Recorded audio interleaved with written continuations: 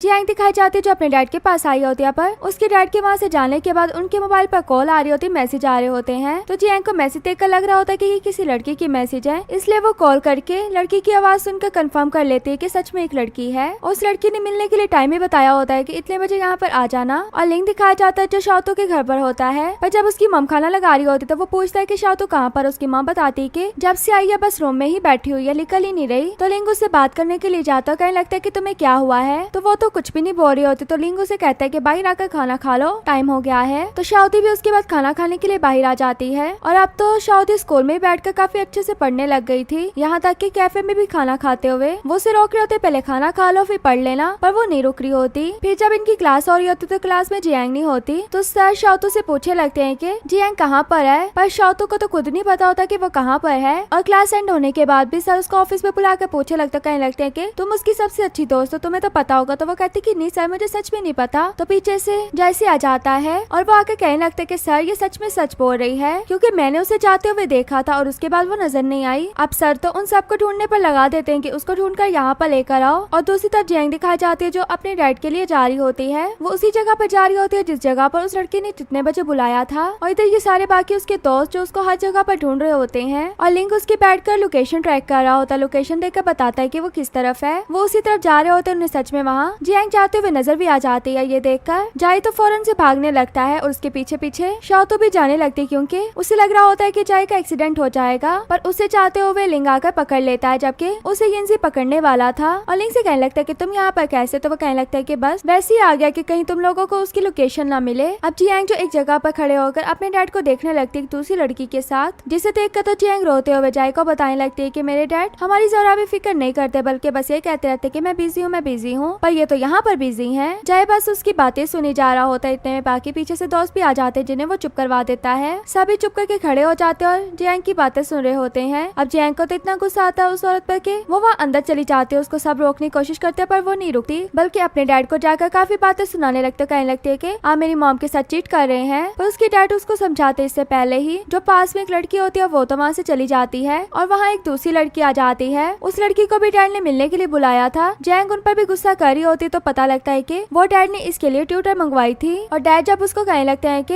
एक ही तो मुझे लड़की पसंद आई थी अपनी लाइफ में, पर जियांग समझ लेती है कि डैड तो शायद अपने पॉइंट ऑफ व्यू से कह रहे हैं, ये सोचकर वो उनके ऊपर पानी फेंक देती है। पर इस बात का तो उसे बाद में पता लगता है और फिर अपने डैड के पास बैठकर रोने लगती है। बाकी उसके फ्रेंड्स उसको दूर से बैठकर देख रहे होते हैं। अब उसके डैड उसके लिए डेजर्ट वगैरह भी मंगवाते हैं। उसकी डेजर्ट देखकर शाओतू भी कहने लगती कि मुझे भी केक खाना है। तो लिंग उसकी बात सुनकर हंसने लगता है, उसके लिए भी मंगवा देता है। और फिर शाओतू देखते है कि यहाँ पर तो यिनज़ी है ही नहीं और दूसरी तरफ यिनज़ी दिखाया जाता है जो चीज लेने के लिए तो आया होता है पर सिंगिंग कर रहा होता है। एक आदमी उसको काफी गौर से देखने लगता है तो वो चुप हो जाता है, वहाँ से चला जाता है। पर वो तो आदमी उसका पीछे करने लगता है। तो यिनज़ी उसे कहने लगता है कि तुम मेरा पीछे क्यों कर रहे हो। और जो उसने कार्ड दिया होता है वही कार्ड अपने फ्रेंड्स को लाकर दिखा रहा होता है कि क्या ये असली है, क्योंकि उसने बताया था कि वो इस कंपनी का मैनेजर है। तो लिंग भी फौरन से सर्च कर लेता है, सच में उसी मैनेजर की पिक होती है जो यिनज़ी देखकर आया था। यिनज़ी कहने लगता है कि मुझे क्या लगे, मैंने कौन सा यहाँ पर डेब्यू करने के लिए जाना है। पर शाओतू कहने लगती है कि तुम्हारा तो ये ड्रीम है, तुम्हें तो जाना चाहिए। पर वो तो कह रहा होता है कि मॉम डैड नहीं मानेंगे तो मैं नहीं जा सकता, क्योंकि उसके मॉम डैड इस इंटरटेनमेंट इंडस्ट्री में जाने से उसको मना करते हैं। और लिंग जब अपने वापस घर पर आते हैं तो उसके डैड उसका वेट कर रहे होते हैं और उसको अपने पास बिठा कर बताने लगते हैं कि पहले मैंने तुम्हें एक छोटे होते पीसी दिया था ना। और ये बात भी उन्हें शाओतू ही याद करवा कर गई थी कि आपने जो पीसी दिया था वो उसने अभी तक रखा हुआ है, इसलिए उसके डैड उसको एक न्यू पीसी गिफ्ट करते हैं। उस पीसी को देखकर तो लिंग खुश हो जाता है। और यहाँ नेक्स्ट डे शाओतू दिखाई जाती है जो जियांग के साथ बातें कर रही होती है। जियांग उसको बता रही होती है कि यानज़ी बीमार हो गया तो उसने ऑफ लिया हुआ है। इतने में वहाँ पर यानज़ी आ जाता है। यानज़ी के साथ शाओतू बैठ जाती है, यानज़ी से बताने लगता है कि मैं नहीं जा रहा हूँ। पर शाओतू कहती कि तुमने तो अपने मॉम डैड से पूछा भी नहीं, तुम कैसे कह सकते हो कि तुम नहीं जा रहे, मे बी वो तुम्हें परमिशन भी दे दे। और क्लास में जियांग दिखाई जाती है जिसको जाए लाकर उसके फेवरेट आइडल का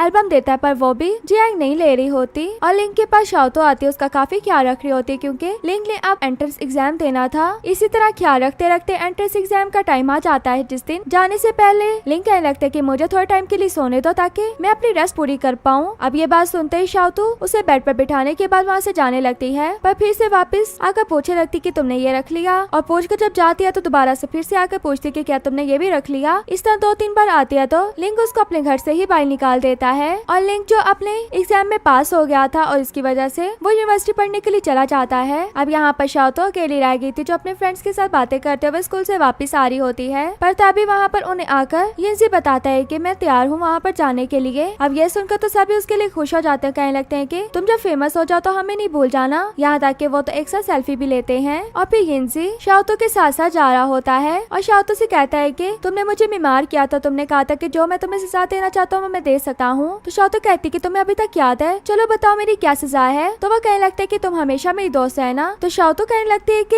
ये कैसी सजा है, मैं हमेशा तुम्हारे साथ रहूंगी। इतने में शाओतो को कॉल आती है तो वो वहाँ से चली जाती है, पर यिनजी को तो यही लग रहा होता है कि वो उससे मिलकर जाएगी, पर वो मिलकर नहीं जाती। अब इसी तरह टाइम गुजरता जाता है। लिंक शाओतो को मैसेज और कॉल्स वगैरह करता रहता है। शाओतो भी दिल लगाकर पढ़ाई कर रही होती क्योंकि वो भी उसी यूनिवर्सिटी में जाना चाहती थी जहाँ पर लिंक था। पर अभी यिनजी को गए हुए 2 महीने हो चुके थे, पर फिर भी शाओतो के दिमाग से वो अभी तक नहीं निकला था। शाओतो इतनी पढ़ाई करने लग गई थी कि लिंक को भी डांटती थी कि मुझे बार बार कॉल नहीं किया करो, तुम तो वहाँ यूनिवर्सिटी में चले गए, पर मुझे जाना है, मैं अभी भी तुमसे 1 साल पीछे हूँ। अभी पढ़ने के बाद उसको लिंक की याद आ रही होती है, यहाँ तक कि उसकी क्लास में जाकर उसी की जगह पर बैठ जाती है। अभी उसी के बारे में सोच ही रही होती, इतने में पीछे से लिंक भी आ जाता है। उसे देखकर पूछने लगती कि तुम यहाँ पर कैसे। तो वो कहने लगता है कि मैम आप मेरी जगह पर बैठी हुई हैं। तो शाओतो उसको उसकी जगह दे देती है और खुद साथ बैठ जाती है और काफी ज्यादा सोची होती है कि मेरे एग्जाम में क्या होगा, मैं कुछ कर भी पाऊंगी या नहीं कर पाऊंगी। पर लिंक उसको काफी ज्यादा कंफर्ट करने लगता है और इसी की बातों के बाद वो काफी खुश भी हो जाती है। लिंक जब उठकर वहाँ से जाने लगता है तो गलती से लिंक का पाँव फिसलता है, जिसकी वजह से वो शाओतो के काफी ज्यादा क्लोज आ जाता है। दोनों एक दूसरे से शाय फील करने लगते हैं और एक दूसरे से दूर हो जाते हैं और फिर दोनों एक साथ टूटता हुआ तारा भी देखते हैं। शाओतो और उसकी क्लास फेलोज दिखाई जाती है जिनका सबका एक साथ एक फोटोशूट होना होता है ग्रेजुएशन से पहले का। उनकी जैसी पिक बनने लगती है तो शॉलिंग रोने लगती है। शॉलिंग को देखकर सर कहने लगते हैं कि कल को ये जब तुम्हारी पिक देखेंगे तो कहेंगे कि ये रोने वाली लड़की थी जो बिल्कुल बुरी लग रही है, तुम्हारा नाम तो याद भी नहीं होगा किसी को। ये बात करके सर उसको हंसा देते हैं और फिर इन सब की पिक्स बनने लगती हैं। अब शाओतो के भी एग्जाम देने का टाइम आ गया था। शाओतो के एग्जाम के लिए लिंक भी आया हुआ था। लिंक उसको छोड़ने के लिए जाने लगता है, पर उसके घर वाले उसको बैठकर खाना खिलाने लगते हैं, पर वो लिंक को इशारों में कहने लगती कि प्लीज मुझे यहाँ से ले जाओ। तो लिंक भी उसको वहाँ से लेकर चला जाता है। जब एग्जाम देने के लिए जा रहे होते तो दोनों पैदल जा रहे होते हैं क्योंकि लिंक कह रहा होता है कि कहीं एक्सीडेंट ना हो जाए, तुम्हारी इतनी बुरी किस्मत ना हो। तो वो कहने लगती कि इतनी भी बुरी किस्मत नहीं है। अभी इतना ही कहना होता है कि उसका पाँव एक चीज पर आ जाता है, जिसके बाद तो वो कहने लगती है कि हाँ तुम बिल्कुल सही कह रहे थे। और फिर वो उसको अपने ऊपर बिठाकर उसके शूज को साफ कर रहा होता है, पर शाओतो को काफी स्मेल आ रही होती है। ये देखकर उसे कहते कि तुम मेरे शूज पहन लो, मैं तुम्हारे पहन लेता हूँ। ये कहकर वो उसे अपने शूज पहनाकर वहाँ से लेकर जाने लगता है। लिंक तो शाओतो की काफी ज्यादा फिक्र कर रहा होता है, पर शाओतो उसे चुप करवा ले तो कहने लगती है कि मुझे और टेंशन नहीं दो और वहाँ से चली जाती है। उसके जाने के बाद लिंक का एक लड़की इंटरव्यू लेने के लिए आ जाती है। कहने लगती है कि क्या तुम दोनों आपस में बहन भाई हो। तो वो कहता है कि नहीं। शाओतो एग्जाम देने के लिए बैठ जाती है। जैसे उसका एग्जाम एंड होता है तो वो अपने टाइम को याद कर रही होती है कि किस तरह मौज मस्ती वगैरह करते थे। इसी तरह सब कुछ याद करते हुए वहाँ से निकल तो आती है, पर उसका सभी भाई वेट कर रहे होते हैं। यहाँ तक कि लिंक ने तो उसके लिए आइसक्रीम भी ली होती है। शाओतो आइसक्रीम खाते हुए लिंक को देखने लगते हो, कहने लगती है कि मुझे नहीं पता था कि तुम इतने लंबे हो गए हो। तो लिंक इसकी बात पर हंसने लगता है, कहने लगता है कि तुम्हारा फेस देखो बिल्कुल इडियट लग रहा है। अब इस बात पर शाओतो उसे मारने लगती है और फिर ये सब लोग एक साथ पिक भी लेते हैं और इसी तरह टाइम गुजरता जाता है। शाओतो अपने फ्रेंड्स के साथ टाइम गुजार रही होती है और एक दिन शाओतो के रिजल्ट का डे आ जाता है, जिस दिन शाओतो रिजल्ट देखने के लिए तो बैठ जाती पर अपनी आंखें बंद कर लेती है। पर उसके मॉम डैड उसका रिजल्ट देखकर काफी ज्यादा खुश हो जाते हैं। ये देखकर शाओतो भी काफी खुश हो जाती है। तभी शाओतो की मॉम पूछती है कि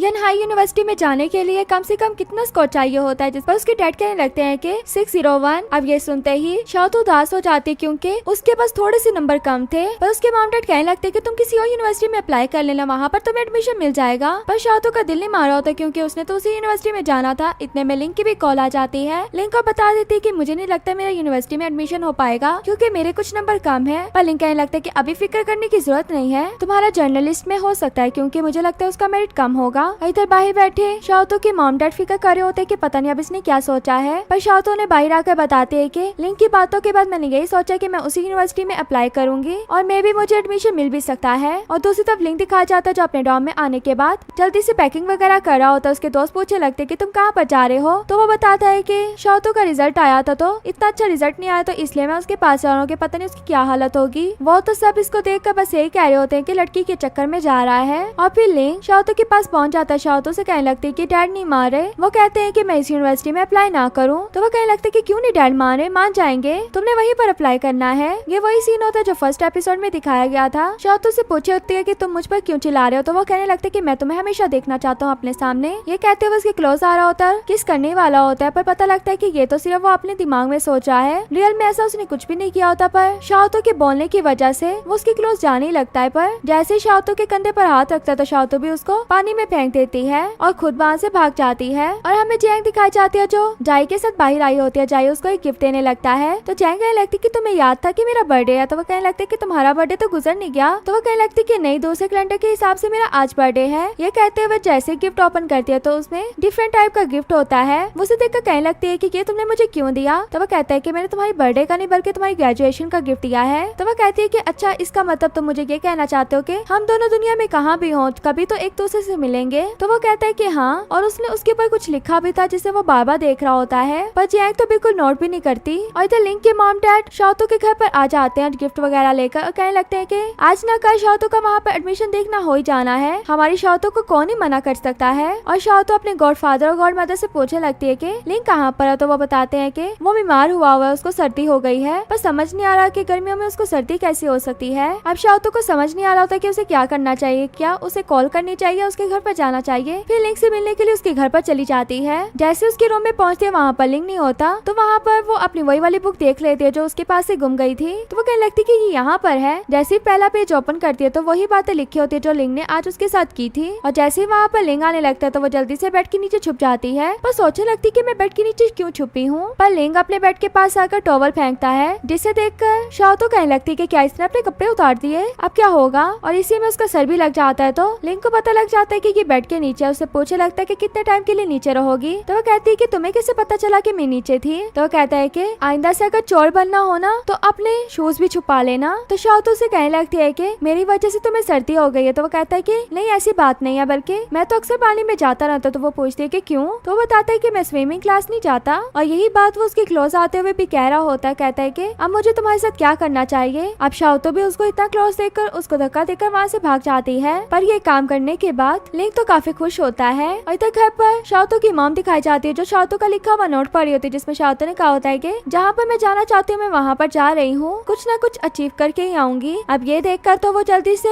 शाओतो के डैड को आवाज देने लगती है कि आपकी बेटी घर से भाग गई है। शाओतो दिखाई जाते जो खुद ही अपने कॉलेज के डॉर्म में पहुंच जाती। जैसे डॉर्म में पहुंचते हैं वहाँ पर कोई और नहीं बल्कि उसकी अपनी फ्रेंड जैंग होती है। जैंग को दोनों एक दूसरे को देखकर काफी खुश हो रही होती। इतने में वहाँ पर शॉलिंग भी आती है। पर जैसे इनको देखती है तो दोबारा से रूम से निकलकर रूम नंबर पढ़ने लगती है कि सच में मुझे क्या यही रूम मिला है। और दूसरी तरफ लिंक दिखाया जाता है जो यहाँ अपने रूम में पहुंच चुका था। और इतने में शाओतो के रूम में एक न्यू रूममेट भी पहुंच जाती है जिसका नेम शामू होता है। अब उसका तो काफी अच्छे से सभी वेलकम करने लगते हैं। और शामू को तो वैसे भी सीनियर छोड़ने के लिए आया था। और जब सीनियर वहाँ से जाने लगता है तो वो शामू से कहता है कि हम दोस्त सब पार्टी वगैरह कर रहे हैं, तो मैंने कुछ और लड़कियों को भी बुलाया हुआ है, तुम भी आ जाना और अपनी ये रूममेट्स को भी ले आना। तो वो कहने लगती कि हाँ, मैं उनसे बात करूंगी। वैसे अगले सीन में दिखाया जाता है सभी रूममेट्स तैयार वगैरह होकर जाने लगती है। शाओतो भी जाने लगती है। पर इतने में उसको उसकी मॉम की वीडियो कॉल आ जाती है, जिनकी कॉल अटेंड करने पर उसकी मॉम कहने लगती कि चलो ठीक है, तुम पहुंच तो गई हो, पर वहाँ पहुंचने के बाद अब तो वहाँ लिंक चाओ की हेल्प ले लेना, वैसे भी वो वहीं पर है। पर शाओतो को तो वही सीन याद आ रहा होता है किस तरह वो उसके क्लोज आ रहा था। तो वो सोचने लगती है कि मैं कैसे उसकी हेल्प ले सकती हूँ, अगर फिर से उसने मेरे क्लोज आने की कोशिश की तो। अपनी मॉम से तो बात कर लेती है, पर इसके बाद ही लिंक की कॉल आ जाती जो उसे नीचे आने को कहता है। दोनों बातें करते हुए जा रहे होते। लिंक कहने लगता है कि तुमने मुझे पानी में क्यों फेंक दिया था। तो वो कहने लगती है कि तुम मेरे क्लोज क्यों आए, तुम्हें पता नहीं है कि तुम्हें लड़कियों से डिस्टेंस रखना चाहिए। इन दोनों की छोटी मोटी लड़ाई चली रही होती है। इतने में दोनों को अपने अपने फ्रेंड्स की कॉल आ जाती है और दोनों को बुलाया जा रहा होता है। लिंक तो ना कर देता है, पर शाओतो के मुंह से सुनता है कि वो तो सीनियर से मिलने के लिए जा रही है, तो वो भी अपने दोस्तों को हाँ कर देता है। अब इसके बाद शाओतो तो चले जाते हैं, पर शाओतो जहाँ पर अपनी फ्रेंड्स के साथ होते हैं वहीं पर लिंक भी आ जाता है। अब शाओतो तो लिंक के पास भी नहीं बैठी होती बल्कि उससे दूर जाकर बैठती है, पर लिंक तो वहाँ पर भी उसके सामने आकर बैठ जाता है। जिसके बाद ये काफी ज्यादा गेम्स वगैरह खेलते हैं और एक गेम में शाओतो जब डेयर चूज करती है तो उसको कहा जाता है कि यहाँ पर किसी भी लड़के का तुमने नंबर लेना है। तो एक लड़का सामने खड़ा होता है, शाओतो से नंबर लेने के लिए जाने लगती है, पर इतने में एक और लड़की भी वही चैट लेने के लिए आ जाती है, जिससे तो वो साफ मना कर देता है कि मैंने अपनी वही चैट नहीं देनी। अब शाओतो तो काफी डर जाती है, पर फिर भी वो उसके पास जाती है। वो तो समझ आता है कि इसको ये काम इसके फ्रेंड्स ने दिया हुआ है। तो वो पूछने लगता है कि हाँ तुम्हें क्या चाहिए। तो वो कहती है कि क्या तुम्हारा नंबर मिल सकता है। तो वो फौरन से उसे नंबर देने लगता है, पर शाओतो के तो मोबाइल की बैटरी लो हो चुकी थी, वो तो उसे वही चैट में ऐड नहीं कर पा रही थी। तो वो भी शाओतो के हाथ पर ही नंबर लिखने लगता है। ये सब देख देख कर तो लिंक काफी जेलस हो रहा होता है, यहाँ तक कि वहीं पर इतनी पीकर गिर भी जाता है। अब ऐसे लिंक को देखकर जल्दी से शाओतो भी उसके पास आ जाते हैं, उसको घर लेकर जाने लगती है। बाकी दोस्त भी उन दोनों को एक साथ छोड़कर बाकी अपने अपने रास्ते चले जाते हैं, क्योंकि ये सब लिंक ही उन्हें करने को कह रहा था। अब लिंक को लेकर जब शाओतो जा रही होती है तो लिंक उसके हाथ को पकड़ लेता है, काफी जोर से रब करने लगता है कि उसके हाथ से नंबर मिट जाए और ऐसी एक्टिंग कर रहा होता है कि जैसे उसने बहुत ही ज्यादा ड्रिंक की हुई है। उसको दीवार से लगाने के बाद उसके बहुत ही ज्यादा क्लोज जाते हुए कहने लगता है कि आप क्या तो मुझे पानी में फेंकोगी, जिस पर शाओतो उसे ना करने लगती है। तो फिर से शाओतो जब उसको पकड़ कर लेकर जा रही होती है तो आगे जाकर जैसे शाओतो अपने डॉम की तरफ जाने लगती है तो फिर से लिंग उसको पकड़ लेता है। तो शाओतो पूछने लगती है कि अब क्या तुम्हें मुझसे चाहिए। तो वो कहने लगता है कि संभल कर चलो, अभी तुमने लग जाना था। ये कहकर शाओतो को भेज देता है। उसको जाते हुए भी देख रहा होता है और काफी स्माइल कर रहा होता है क्योंकि उसका थोड़ा बहुत तो प्लान कामयाब हो ही गया था। अब वापस जब अपने डॉम में पहुंचते हैं तो वहाँ पर देखते कि उसकी रूममेट्स पहले से उसका वेट कर रही होती है। तो वो पूछने लगती है कि तुम लोग ऊपर क्यों नहीं गई। तो वो बताती है कि हम कीज भूल आई हैं और शामू कहती है कि मैंने की रास्ते में कहीं गिरा दी। अब शाओतो भी रूम की नहीं लेकर आई थी। तो वो शामू से कहने लगती कि तुम कहाँ पर गई थी। तो वो जिस जगह के बारे में बताती है तो सभी वहाँ पर की ढूंढने के लिए चली जाती है, पर वहाँ पर काफी अंधेरा होने की वजह से सभी काफी डरी होती हैं और जरा सा शोर होता है तो चीखे मारते हुए एक जगह पर बैठ जाती जहाँ पर गार्ड आ जाता। पूछने लगता है कि यहाँ पर कौन है। उन लोगों को बाहर निकाल देता। अब ये लोग बाई तो आ चुके थे पर वहाँ से इनको की नहीं मिली थी। वापस आने के बाद आंट को देख रही होती है कि कहाँ पर है, हम उनसे की ले लें, पर आंट भी उन्हें वहाँ पर नजर नहीं आ रही होती। पर तभी एकदम से उनके सामने आंट आ जाते। पूछने लगती है कि किस रूम से हो। आंट को इस तरह देखने के बाद शामू के अलावा बाकी सब डर जाती हैं और दूसरी तरफ लिंक दिखाया जाता है जो शाओतो को याद कर रहा होता है। उसको याद करते हुए रैबिट की ड्राइंग भी बना देता है क्योंकि शाओतो को ही रैबिट भी कहा जाता है और सभी इसके दोस्त इसको देख रहे होते हैं कि ये क्या कर रहा है। और दूसरी तरफ शाओतो और जियांग दोनों क्लास लेते हुए दिखाई जाती हैं। अब क्लास एंड होती है तो इतने में वहाँ पर वही वाला सीनियर भी आ जाता है जिसने शाओतो को अपना नंबर दे दिया था, पर उसे देखकर जियांग पहचान जाती है। कहने लगती कि ये वही सीनियर है ना, और वैसे भी काफी फेमस है इस यूनिवर्सिटी में। वो सर से आकर कुछ कहता है और सभी बच्चों से कह रहे होते हैं कि आप लोगों में से कौन जाना चाहता है, पर शाओतो तो खाने के चक्रों में अपना हाथ खड़ा कर देती है जिसकी वजह से वो सीनियर तो उसे बुलाने लगता। कहने लगता है कि आज मैं तुम्हें सेमिनार की तैयारी वगैरह के बारे में बताता हूँ और उसको हर चीज के बारे में और उससे बातें करते हुए जा रहा होता है। कहने लगता है कि तुमने मुझे कॉल क्यों नहीं की। तो वो कहती कि वो तो मैंने गेम की वजह से बस नंबर लिया था। तो कहने लगता है कि अच्छा ऐसी बात है, मुझे लगा था कि मुझे कॉल आएगी। अब इसके बाद जब शाओतो अपने डॉम में वापस आ जाती है तो वहाँ पर उसकी सब रूममेट्स एक पोस्ट के बारे में बात कर रही होती है। जो पोस्ट में बातें लिखी होती है वो बिल्कुल लिंग चाओ की पर्सनैलिटी से मैच हो रही होती है, पर उसमें एक बात ऐसे लिखी होती है कि वो लड़का एक ही टाइम में दो लड़कियों को डेट कर रहा है। ये बात तो किसी को भी हजम नहीं हो रही होती क्योंकि वो तो लड़कियों को बुलाता तक नहीं, तो दो लड़कियों को कैसे डेट कर सकता है। और यहाँ तक कि उस पोस्ट में तो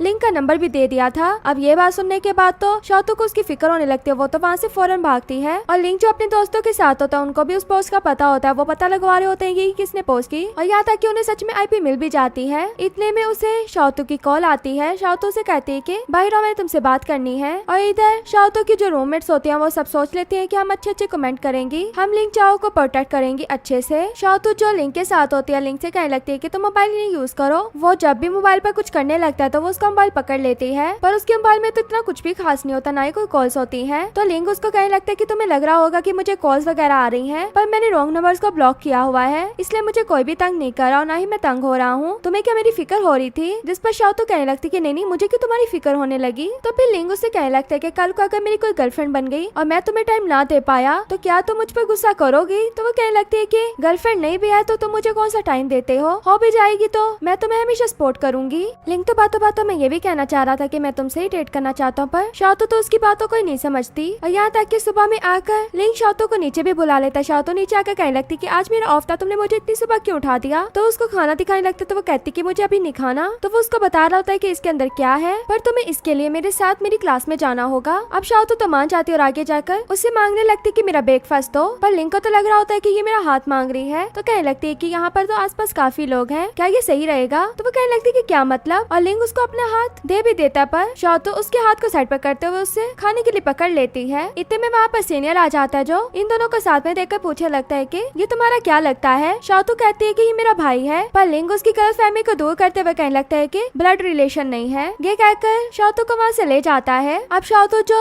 लिंग की क्लास में सोई होते है थोड़ा टाइम बाद उठती है तो कहने लगती है कि मुझे लगता है कि मैंने पूरी सेंचुरी सो लिया। तो आगे से सीनियर कहने लगता है कि हाँ तुम बहुत टाइम के लिए सोई हो। तो शाओतो से सॉरी करने लगती है कि अगर मैंने आपको तंग किया। तो वो उससे सेमिनार की बात करने लगता है। कहने लगता है कि तुम मेरे साथ चलो, मैंने तुम्हें एक और चीज दिखानी है। और इस तरह कहकर शाओतो को अपने साथ ले जाता है। अब शाओतो के जाने के बाद लिंग के फ्रेंड तो उसे तंग करने लगते हैं, यहाँ तक कि रूम में आने के बाद अपने फ्रेंड के लिए सोचे होते हैं कि उसके लिए शाओतो को गर्लफ्रेंड कैसे बनाना है। उसको डिफरेंट वेज भी बताते हैं और एक जो तरीका होता है वो लिंग अप्लाई करने के लिए चला भी जाता है, पर शाओतो खुद नीचे लेने के लिए नहीं आती बल्कि ऊपर से एक बकेट नीचे भेज देती है, उसमें डलवा कर ऊपर ले आती है। अब ये तरीका तो फेल हो चुका था तो उसके फ्रेंड्स उसको एक दूसरी ट्रिक सिखाने लगते हैं। अब वही ट्रिक वो वो शाओतू को भी जाकर दिखाता है, पर शाओतू तो उन नंबर्स को समझ ही नहीं पाती, बल्कि कहने लगती कि मैंने बहुत से मैजिक देखे हुए हैं, अभी देखना मैं तुम्हें करके दिखाती हूँ। अब ये ट्रिक भी जब फेल हो चुकी थी तो उसके फ्रेंड्स उसके लिए तीसरा रास्ता सोचने लगते हैं। और दूसरी तरफ हमें शाओतू दिखाई जाती है जिसकी फ्रेंड जियांग उसको बाहर लेकर आ रही होती है और शाओतू उससे पूछने लगती है कि तुम मुझसे कुछ ना कुछ तो छुपा रही हो, पर वो कहती कि नहीं मैंने कुछ भी नहीं छुपाया। और इतने में वहाँ की लाइट्स ऑफ हो जाती है। ये देखकर शाओतू जियांग को प्रोटेक्ट करने लगती है। इतने में साइड में काउंटडाउन स्टार्ट हो जाता है, जिस काउंटडाउन के पूरे होने के बाद एक लड़का साइड से आ रहा होता है, वो कोई और नहीं बल्कि लिंग चाओ होता है। उसने ये सारी अरेंजमेंट शाओतू के लिए की थी, वो भी उसके बर्थडे के लिए। उसको पहले आकर बर्थडे विश करता है, फिर बर्थडे गिफ्ट देता है। शाओतू तो काफी खुश हो जाती है और शौक भी होती है। घर आने के बाद उसी के बारे में सोची होती कि किस तरह आजकल लिंग मेरे क्लोज आने लगा है, और यहाँ तक कि उसका पहला भेजा हुआ गिफ्ट भी देख रही होती है जो खाने पीने की चीजें होती हैं। यही सब सोचते सोचते वो इन्हीं सब बातों के बारे में लिखने लगती है। उसमें ये लिखती है कि हम बचपन से एक दूसरे के साथ हैं, पर हमेशा मैंने उसको अपना भाई माना, कभी भी उसने मुझे अपनी बहन नहीं कहा। कॉलेज आने से पहले तक की लाइफ तो ठीक थी, पर कॉलेज आने के बाद उसका बिहेवियर काफी चेंज हो गया है। पर अजीब बात यह है कि उसका बिहेवियर चेंज हुआ पर मुझे वो बुरा नहीं लग रहा बल्कि ठीक लग रहा है। और ये सब लिखने के बाद सोच में होती है कि मुझे क्या करना चाहिए। अब लिंग ने जब उसको खाने के लिए बुलाया होता है तो शाओतू कहने लगती है कि तुमने मुझे बर्थडे गिफ्ट दे तो दिया था, अब यहाँ बुलाने की क्या जरूरत थी, ये मेरी तरफ से ट्रीट समझो। और जो भी काम लिंग उसके लिए करने लगता है तो शाओतू खुद ही करने लगती है। यहाँ तक के वहाँ देखती है कि सीनियर की एक लड़के से लड़ाई भी हो जाती है, जिसे वो कह रहा होता है कि मेरा पीछा छोड़ दो। और यहाँ आकर शाओतू को बताता है कि वो एक सेल्स गर्ल है जो मेरे पीछे पड़ी हुई है। और फिर वो शाओतू से कहने लगता है कि मैं कैमरा अपने साथ लेकर आया हूँ, क्यों ना तुम प्रैक्टिस में मेरी हेल्प करवा दो, पिक्स वगैरह ले दो।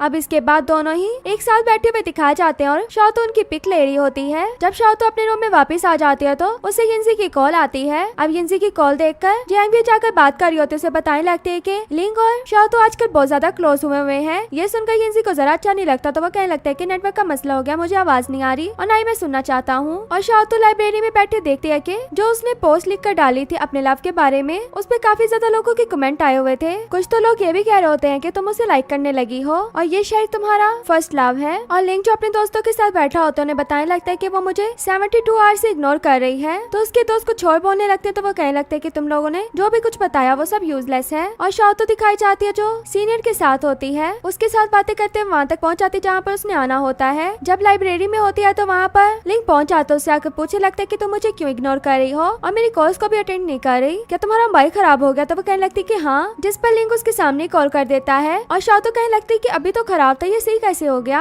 अभी इन दोनों के आपस में बात हो ही रही थी तो इतने में पीछे से शाओतू को सीनियर की आवाज आती है, जिससे सुनकर वो देखने लगती है कि वहाँ पर क्या हो रहा है। तो वो देखती है कि एक लड़की सीनियर के पीछे पीछे होती है, पर सीनियर उसे बुला नहीं रहा होता। पर जैसे वो लड़की और सीनियर वहाँ से गुजरने लगते हैं तो लिंग शाओतू को पकड़ लेता है, उसका फेस सीनियर को नहीं दिखने देता। शाओतू तो अपनी आंखों को नहीं खो रही होती कि मैं इसको इतना ज्यादा क्लोज ना देखूं, और फिर दूसरी तरफ फेस करके कोई भी बुक ढूंढने लगती है और वो बुक लिंग ही उसको पकड़ाता है। और फिर दिखाया जाता है कि शाओतू जब लिंग के पास बैठकर पढ़ रही होती है तो लिंग वहीं पर बैठे बैठे सो जाता है और शाओतू उसे देखकर स्माइल करने लगती है और देख रही होती है कि इसकी आंखें भी प्यारी है, इसका नोज भी प्यारा है। और पास में एक लड़की लिंग की पिक भी बना रही होती है और शाओतू लिंग को तंग करके उठा देती है और पूछने लगती कि तुम यहाँ पर क्यों सो रहे हो? तो वो कहने लगती कि मैं सुबह इतनी जल्दी यहाँ पर आया था ताकि मैं तुम्हारे लिए जगह रख पाऊँ, और एक तुम जो सो कर आई हो। तो वो कहने लगती कि तुम वापस जाकर सो जाओ ना। तो लिंग कहता है कि क्या तुम्हें मेरी फिक्र हो रही है? तो वो कहने लगती कि नहीं मुझे क्यों तुम्हारी फिक्र होने लगी। अब शाओतू जब घर पर आती है तो जियांग उसकी फ्रेंड दिखा रही होती है कि लिंग दोबारा से ट्रेंडिंग पर आ गया है और लिंग की एक पिक भी होती है जिसमें वो सोया हुआ था। अब शाओतू ये पिक देखकर कह रही होती है कि मैं भी तो साथ में बैठी थी, मुझे क्यों नहीं दिखाया, और काफी गुस्सा हो रहा होता है। फिर जियांग के साथ शॉपिंग करने के लिए भी बाहर जाती है। वहाँ पर शाओतू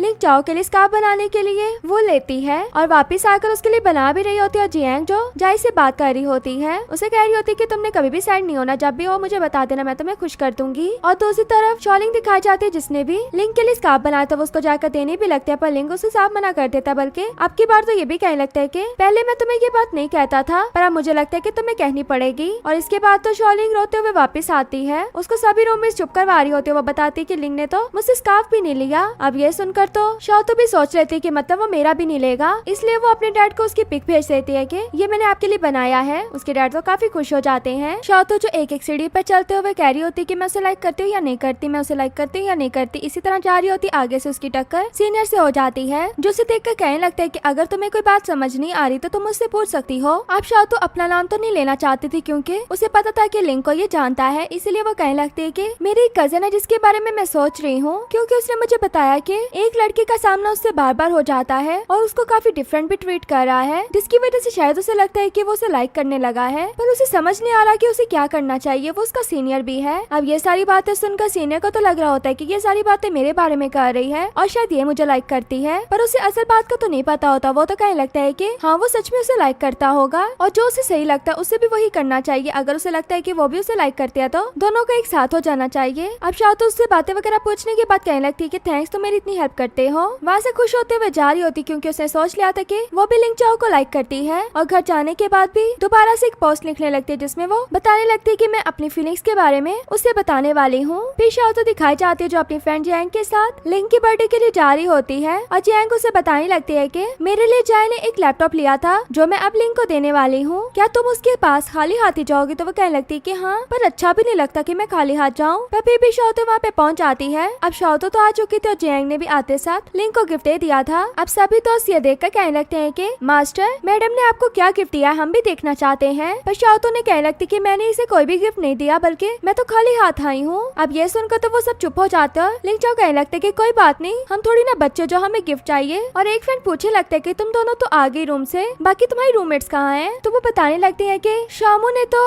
एक हॉरर सीन के लिए जाना था, वो तो वहाँ पर चलेगी और तो उसी का पता नहीं। और वो अभी गिफ्ट वाली भी बात चल रही होती है। उस गिफ्ट वाली बात पर जियांग कहने लगती है कि मैं तुम लोगों को सच बताती हूँ, एक इंसान इतनी रातें जाग जाग कर किसी के लिए कुछ बनाता रहा, पर बाद में पता लगा कि उसको तो स्कार्फ पसंद ही नहीं। शाह तो उसे चुप करवा रही होती है, पर लिंग कहने लगता है कि क्या ये सच कह रही है? तो वो कहती है कि हाँ, तुम्हें तो स्कार्फ पसंद नहीं। तो वो कहने लगता है कि कल पसंद नहीं था पर आज पसंद है। पर जैंग बताती है कि उसने तो अपने डैड को दे दिया, तुम लोग क्यों ना शॉपिंग करने के लिए अभी चले जाओ, वहीं से तुम्हें ये गिफ्ट भी ले देगी। अब ये दोनों शॉपिंग करने के लिए आ जाते हैं। जिस शॉप में लिंग अपने लिए शर्ट पसंद कर रहा होता है वहाँ की प्राइस काफी ज्यादा हाई होती है। ये देखकर तो शाह को हो रहा होता है कि वो पैसे कहाँ से देगी। वो ये बात लिंग को भी बता देते हो, कहने लगती है कि मेरे पास इतने पैसे नहीं है कि मैं ये अफोर्ड कर पाऊँ, तुम कोई ना कोई बहाना कर देना, तुम कह देना कि ये मुझे फिट नहीं है, ये मुझे छोटी या बड़ी है, कुछ भी कह देना। तो लिंग कहता है कि अच्छा। और लिंग के लिए जब शर्ट आती है तो वो लिंग को काफी अच्छे से फिट आती है। शाह की भी नजरें लिंग से नहीं हट रही होती, यहाँ तक कि सेल्स वूमन भी आकर कह रही होती कि आप पर तो ये बहुत अच्छी लग रही है। और इसी बात पर लिंग उन्हें कह देता है कि इसे पैक कर दो। पर शाह से देखने लगती कि मैंने तो तुम्हें मना किया था। पर इतने में सेल्स वूमन कहने लगती है कि आपकी बहुत अच्छी चॉइस है, शॉप एनिवर्सरी की वजह से यहाँ का काफी ज्यादा डिस्काउंट हुआ है और वो शर्ट के पैसे बहुत ज्यादा कम बताती है। सुनकर तो शाह तो बिल्कुल ही शौक हो जाते हैं और लिंग भी उसको वहाँ लगी प्राइस दिखाने लगता है। अब दोनों जब उस शॉप से वापस जा रहे होते हैं तो शाह तो कह रही होती है कि मुझे भूख लगी है। तो लिंग उसको खाना खिलाने के लिए लेकर जा रहा होता, पर रास्ते में एक लड़की मिलती जो कहने लगती है कि अपनी गर्लफ्रेंड के लिए ये ले लो। पर शाह तो देखने लगती है कि मैं तो इसकी गर्लफ्रेंड नहीं। लिंग कहता है कि क्या मैं तुम्हारे लिए ले लूं? तो शाह तो कहती है कि मैं तुम्हारी थोड़ी ना गर्लफ्रेंड हूँ। तो वो लड़की कहती है कि अगर आपकी ये गर्लफ्रेंड नहीं है तो क्या मतलब आप अभी तक सिंगल हो? तो वो कहता है कि हाँ, जिस पर वो लड़की उसका नंबर मांगने लगती है। पर लिंग कहता है कि मैं अपना मोबाइल घर पर छोड़ आया हूँ। तो वो उसे कहती है कि आप मुझे अपना नंबर वैसे दे दें। शाह तो ये सुनकर वहाँ से चली जाती है क्योंकि लिंग तो उसे नंबर देने लगता है। अब लिंग जब नंबर देकर आता है तो शाह तो उस पर गुस्सा हो रही होती है, यहाँ तक कि खाने के लिए भी नहीं जा रही होती। तो लिंग कहता है कि एक बार अपना मोबाइल तो चेक करो, क्योंकि उस लड़की का मैसेज इसके मोबाइल पर आया होता है क्योंकि लिंग ने इसका ही नंबर दिया था। अब ये देखकर तो शाह तो खुश हो जाते हैं, उसके साथ वापस जाने के लिए भी तैयार हो जाती है बाकी दोस्तों के पास। ये सब तो एक साथ पार्टी कर रहे होते हैं और दूसरी तरफ शॉलिंग जिसने यहाँ पर आना था पर वो लेट हो चुकी थी क्योंकि उसने आज अपने बालों की एक न्यू कटिंग जो करवाई थी और इतना लेट हो चुकी थी कि वो टैक्सी में बैठे रोने लगती है। अभी दिखाया जाता है कि शाह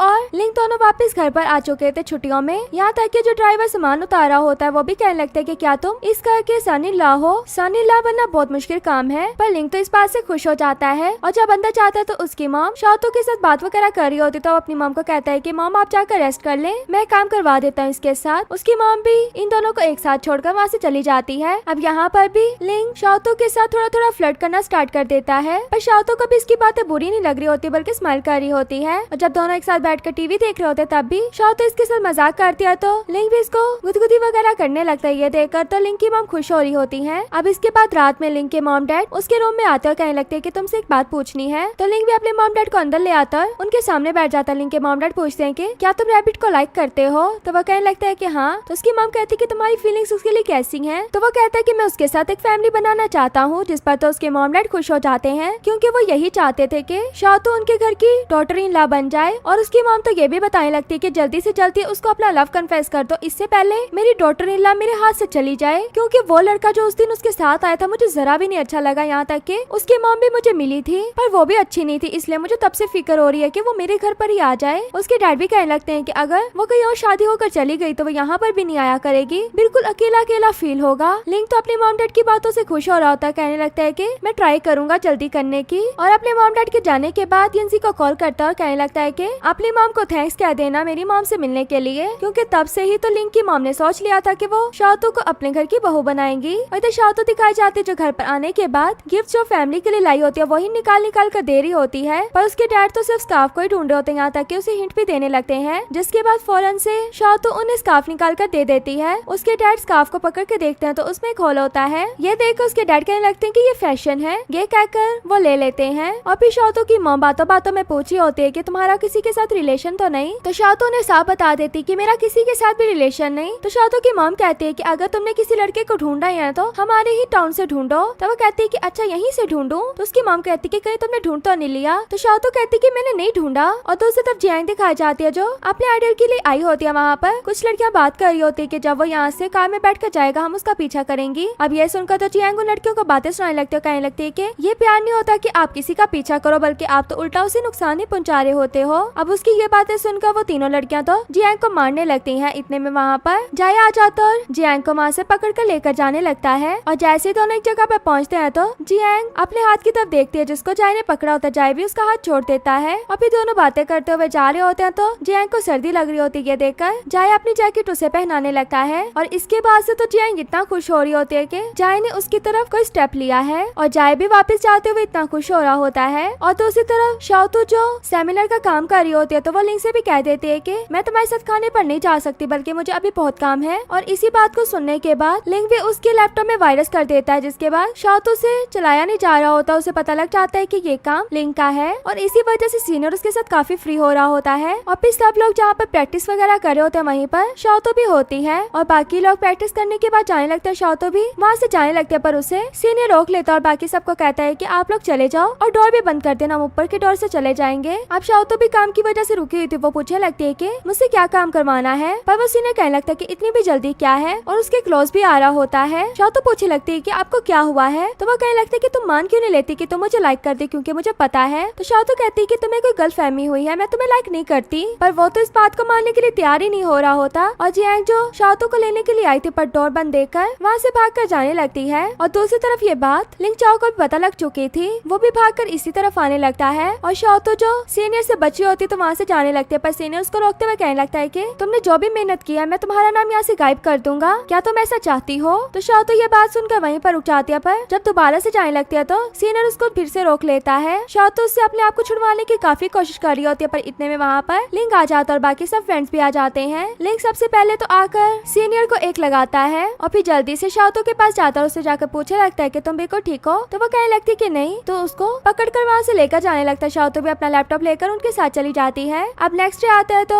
वो सीनियर तो लिंक के रूम तक लड़ने के लिए आ जाता है, पर लिंक भी किसी से कम नहीं था, वो भी उसका पूरा मुकाबला करने लगता है। यहाँ तक कि वार्निंग भी देता है कि बाकी लड़कियों से भी दूर रहो जो तुम दूसरी लड़कियों को टॉर्चर करते हो, और एविडेंस में उसके साथ लड़कियों की पिक्स भी दिखा देता है। जिसके बाद तो वो सीनियर चुप हो जाता है, कहने लगता है कि तुम जीत गए और वहाँ से चला जाता है। अब इसके बाद जल्दी से लिंक के फ्रेंड उसको बुलाने लगता है, कहने लगते हैं कि एक न्यू पोस्ट आ गई, जिसको सुनकर लिंक जल्दी से देखने लगता है। वो पोस्ट किसी और की नहीं बल्कि शाओतू की होती है। उसकी पोस्ट में उसने अपने लव के बारे में लिखा होता है। ये पढ़कर तो लिंक बहुत ही ज्यादा खुश हो रहा होता है और फिर लिंक शाओतू को खिलाने के लिए भी लेकर जाता है। इसी खाने में लिंक उससे पूछ लेता है कि अगर तुम बिजी नहीं हो तो क्या तुम कल मेरे साथ कंपटीशन के लिए जा सकती हो, वहाँ पर हम 2 नाइट्स और 1 दिन स्टे करेंगे। अब ये सुनकर तो शाओतू जल्दी जल्दी खाने लगती है, क्योंकि उसे समझ नहीं आ रहा था कि वो क्या बोले। और फिर उसके साथ जाने के लिए अपने रूम में आने के बाद पैकिंग वगैरह करने लगती है। उसकी फ्रेंड्स तो पहले से सोच लेते हैं कि वहाँ पर इनके दरमियान कुछ तो देखना होगा, पर शाओतू कहने लगती है कि शॉलिंग को नहीं बताना, वो मेरे मॉम डैड को बता देगी। और फिर वो लिंक के साथ उस जगह पे पहुंच आती है, जहाँ पे पहुंचने से पहले लिंक कहता है कि कपड़े वगैरह चेंज करके हम खाने के लिए चलेंगे। और ये कहकर दोनों लिफ्ट से बाहर आ जाते हैं, पर पीछे दिखाया जाता है कि लिंक का एक और रूममेट भी होता है जो कहने लगता है कि ये दोनों तो मुझे ऐसे भूल गए हैं कि जैसे मैं तो इनके साथ आया ही नहीं। अब शाओतू जो फौरन रूम में जाते साथ तैयार हो जाती है और जब बाहर आती है तो उसको आगे से लिंक भी लेने के लिए आ जाता है। दोनों वहाँ से चले जाते हैं। वो रूममेट बेचारा पीछे अकेला रह जाता है, जिसको लिंक जानबूझकर छोड़कर गया था। अब दोनों जो बाइक घूमते हुए खा पी रहे होते हैं, इसी में खाना लिंक की शर्ट पर लग जाता है, पर पीछे से धक्का आने की वजह से इन दोनों में हक हो जाता है और इस हक के बाद शाओतू के भी फेस पर लग जाता है। पर शाओतू समझती है कि लिंक कह रहा है कि मैं ब्लश कर रही हूँ, पर वो कहने लगती है कि नहीं मैं ब्लश नहीं कर रही। तो वो कहता है कि मेरा मतलब तुम्हारे फेस पर भी लग गया है। तो वो उसका फेस साफ करता है और जल्दी से शाओतू वापस रूम की तरफ जाने लगती है। अब रूम में आने के बाद शाओतू तो अपने बैग को देख रहे होते तो उसके बैग में जियांग ने एक ऐसी चीज रखी होती है जिसको देखने के बाद वो उसके बारे में भी सोच ही रही होती। इतने में वहाँ पर लिंक डोर नॉक कर देता है तो वो डोर ओपन करने से पहले उसको जल्दी से छुपाने लगती है और लिंक जो उसके रूम में आता है क्योंकि उसने पानी गर्म करना होता है पर उसके रूम की केटल खराब हो चुकी थी तो शाओतो भी जल्दी से उसको अंदर ले आती है। वो जब पानी गर्म कर रहा होता है तो ये उसी चीज को आकर दोबारा से छुपा रही होती है और लिंक भी इसके पास आ जाता है। कहने लगता है कि आज तुम थोड़ी डिफरेंट लग रही हो तो वो कहने लगती है कि नहीं ऐसा कुछ भी नहीं है। तो वो उसके बालों को सुखाने लगता है टॉवल पकड़कर। इसी में लिंक शाओतो के ऊपर आ जाता है। दोनों एक दूसरे के काफी क्लोज होते हैं। शाओतो से कहने लगता है कि तुम्हें पता है कि मैंने क्या कहना है पर शाओतो कहने लगती है कि मुझे नहीं पता कि तुमने क्या कहना है। तो वो कहता है कि तुम क्या सुनना चाहते हो कि मैं क्या कहना चाहता हूँ। तो शाओतो कहने लगती है कि हाँ मैं सुन रही हूँ। अपनी आंखें बंद कर लेती है। लिंक उससे कहने लगता है कि हम एक दूसरे को कितने टाइम से जानते हैं और हमारे दरमियान कोई भी सीक्रेट नहीं है पर मैं खुश हूँ कि मेरी लाइफ में तुम आई हो। शाओतो भी सुनकर खुश हो रही होती है और फाइनली लिंक अपना लव कन्फेस कर देता है जिस पर शाओतो कहने लगती है कि मैं अभी इसका आंस नहीं दूंगी बल्कि तुम जब कल फर्स्ट प्राइज जीत जाओगे तब मैं इसका आंस दूंगी। पर लिंक कहने लगता है कि तुम तो काफी सख्त हो पर मैं उससे पहले तुमसे थोड़ा लक लेना चाहता हूँ। ये कहकर वो शाओतो को किस कर लेता है और यही सब में नेक्स्ट डे दिखाया जाता है कि शाओतो अपने डॉर्म में आकर अपनी सभी रूममेट्स को बता देती है कि हम दोनों एक दूसरे को डेट कर रहे हैं। उसकी फ्रेंड तो ये सुनकर काफी खुश होती है पर शॉलिंग बिल्कुल खुश नहीं होती बल्कि शौक हुई होती है। और जब जियांग और शाओतो रूम से चले जाते हैं तो शॉलिंग को शामू कहने लगती है कि बहुत सी दुनिया में लड़कियां तुम्हें तुम्हारे टाइप का लड़का मिल जाएगा पर शॉलिंग कहती है कि शाओतो बिल्कुल भी लिंक के टाइप की नहीं। कल को देखना इनका ब्रेकअप हो जाएगा और लिंक मेरे पास ही आएगा क्योंकि मैं उसकी टाइप की हूँ। और इधर दूसरी तरफ लिंक के दोस्त दिखाए जाते हैं जो काफी ज्यादा उदास होते हैं क्योंकि उनके दोस्त की गर्लफ्रेंड बन चुकी थी पर वो लोग तो अभी सिंगल थे। और जब लिंक उनके पास से चला जाता है तो वो तीनों तो और भी ज्यादा दुखी हो जाते हैं कि हम तीन ही रूम में सिंगल रह गए। वो तो एक मिंगल होकर चला गया। और जियांग जो शाओतो के साथ क्लास में होती शाओतो कहने लगती है कि तुम दोनों किस तरह के गर्लफ्रेंड बॉयफ्रेंड हो, एक दूसरे को सुबह से मैसेज तक नहीं किया। तो शाओतो कहने लगती तो क्या हुआ। और जब दोनों क्लास एंड होने के बाद बाहर आ रही होती है तो लिंक पहले से भाई शाओतो का वेट कर रहा होता है। शाओतो लिंक के साथ जाने लगते हैं पर जियांग ने भी उनके साथ जाना होता है। जियांग कहने लगती है कि मैं तुम लोगों के साथ डिनर करने के लिए नहीं जाऊंगी, ये तुम लोगों की डेट होगी, मैं इस तरह थर्ड वीक बनूंगी। पर शाओतो फिर भी उसको अपने साथ ले जाती है। लिंक ने भी अपने रूममेट को मैसेज करके बुला लिया था ताकि जियांग अकेला ना फील करे। और जियांग दोनों को देखती है कि दोनों एक दूसरे के साथ बिल्कुल भी ऐसा बिहेव नहीं करे जैसा एक कपल करते हैं। उन्हें सिखाने लगती है कि तुम लोगों को क्या करना चाहिए अपने सीनियर के साथ मिलकर। और सीनियर के साथ ऐसे फील कर रही होती कि जैसे उसका बॉयफ्रेंड हो। एक दूसरे को खाना खिलाकर भी लिंक और उसको दिखा रहे होते हैं और बोतल ओपन करवा कर भी। पर जब शाओतो जियांग को कुछ कहने लगते तो जियांग कहने लगती है कि ये देखो मुझे बुली कर रही है। तो उसका सीनियर फेक बॉयफ्रेंड उसको प्रोटेक्ट करने लगता है जिस पर शाओतो भी उसकी पिक्स बनाने लगते हैं। कहने लगते है कि मैं अभी जाय को भेजती हूँ। अब इस बात पर तो जियांग बिल्कुल ठीक हो जाती है। कहने लगती है कि नहीं जाय को नहीं भेजना। और शाओतो और जियांग दोनों साथ में वापस जा रही होती है तो रास्ते में एक कपल गुजरा होता है। जियांग शाओतो से कहने लगती है कि देखो इस तरह तुम्हें भी अपने बॉयफ्रेंड के साथ बिहेव करना चाहिए, तुम्हें भी इसी तरह ड्रेसिंग करनी चाहिए। देखो उसने स्कर्ट पहनी है, तुम्हें भी पहननी चाहिए। अब नेक्स्ट डे शाओतो भी जियांग की थोड़ी बहुत बताई ड्रेसिंग करके लिंक के पास डेट पर आ जाती है। पर ड्रेस के साथ साथ वो वही वाला कैमरा भी लेकर आई होती है जो लिंक ने दिया था और रास्ते में बातें करते हुए पिक्स वगैरह भी ले रही होती है। आगे कुछ आंटियां वगैरह अपनी ग्रुप फोटो बनवा रही होती है पर जो आदमी ले रहा होता वो बिल्कुल ठीक नहीं ले रहा होता। वो जैसे ही शाओतो को देखते तो कहने लगते हैं कि तुम फोटोग्राफर लगती हो, क्यों ना हमारी एक पिक ले दो। तो शाओतो भी पिक लेने लगती है और भी बाद में वो पूछी होती कि ये लड़का कौन है तुम्हारे साथ। एक कहती कि इसका बॉयफ्रेंड होगा पर वो कहने लगती कि अगर बॉयफ्रेंड होता तो क्या अपनी गर्लफ्रेंड को बैग कैरी करने देता, जबकि उन्हें इस बात का तो पता नहीं था कि लिंक ने आते साथ उससे बैग मांगा था पर शाओतो ने उसे नहीं दिया था। फिर लिंक उनको कहने लगता है कि हम दोनों साथ में घूमने आए, क्यों ना आप हमारी पिक ले दे। तो वो उनकी पिक लेने लगती है और लिंक तो शाओतो को अपने पास कर रहा होता है। इस तरह इनकी काफी ज्यादा उल्टी सीधी पिक्स बन ही जाती हैं। अभी दोनों जब एक जगह पे बेंच पे साथ बैठे होते हैं तो शाओतो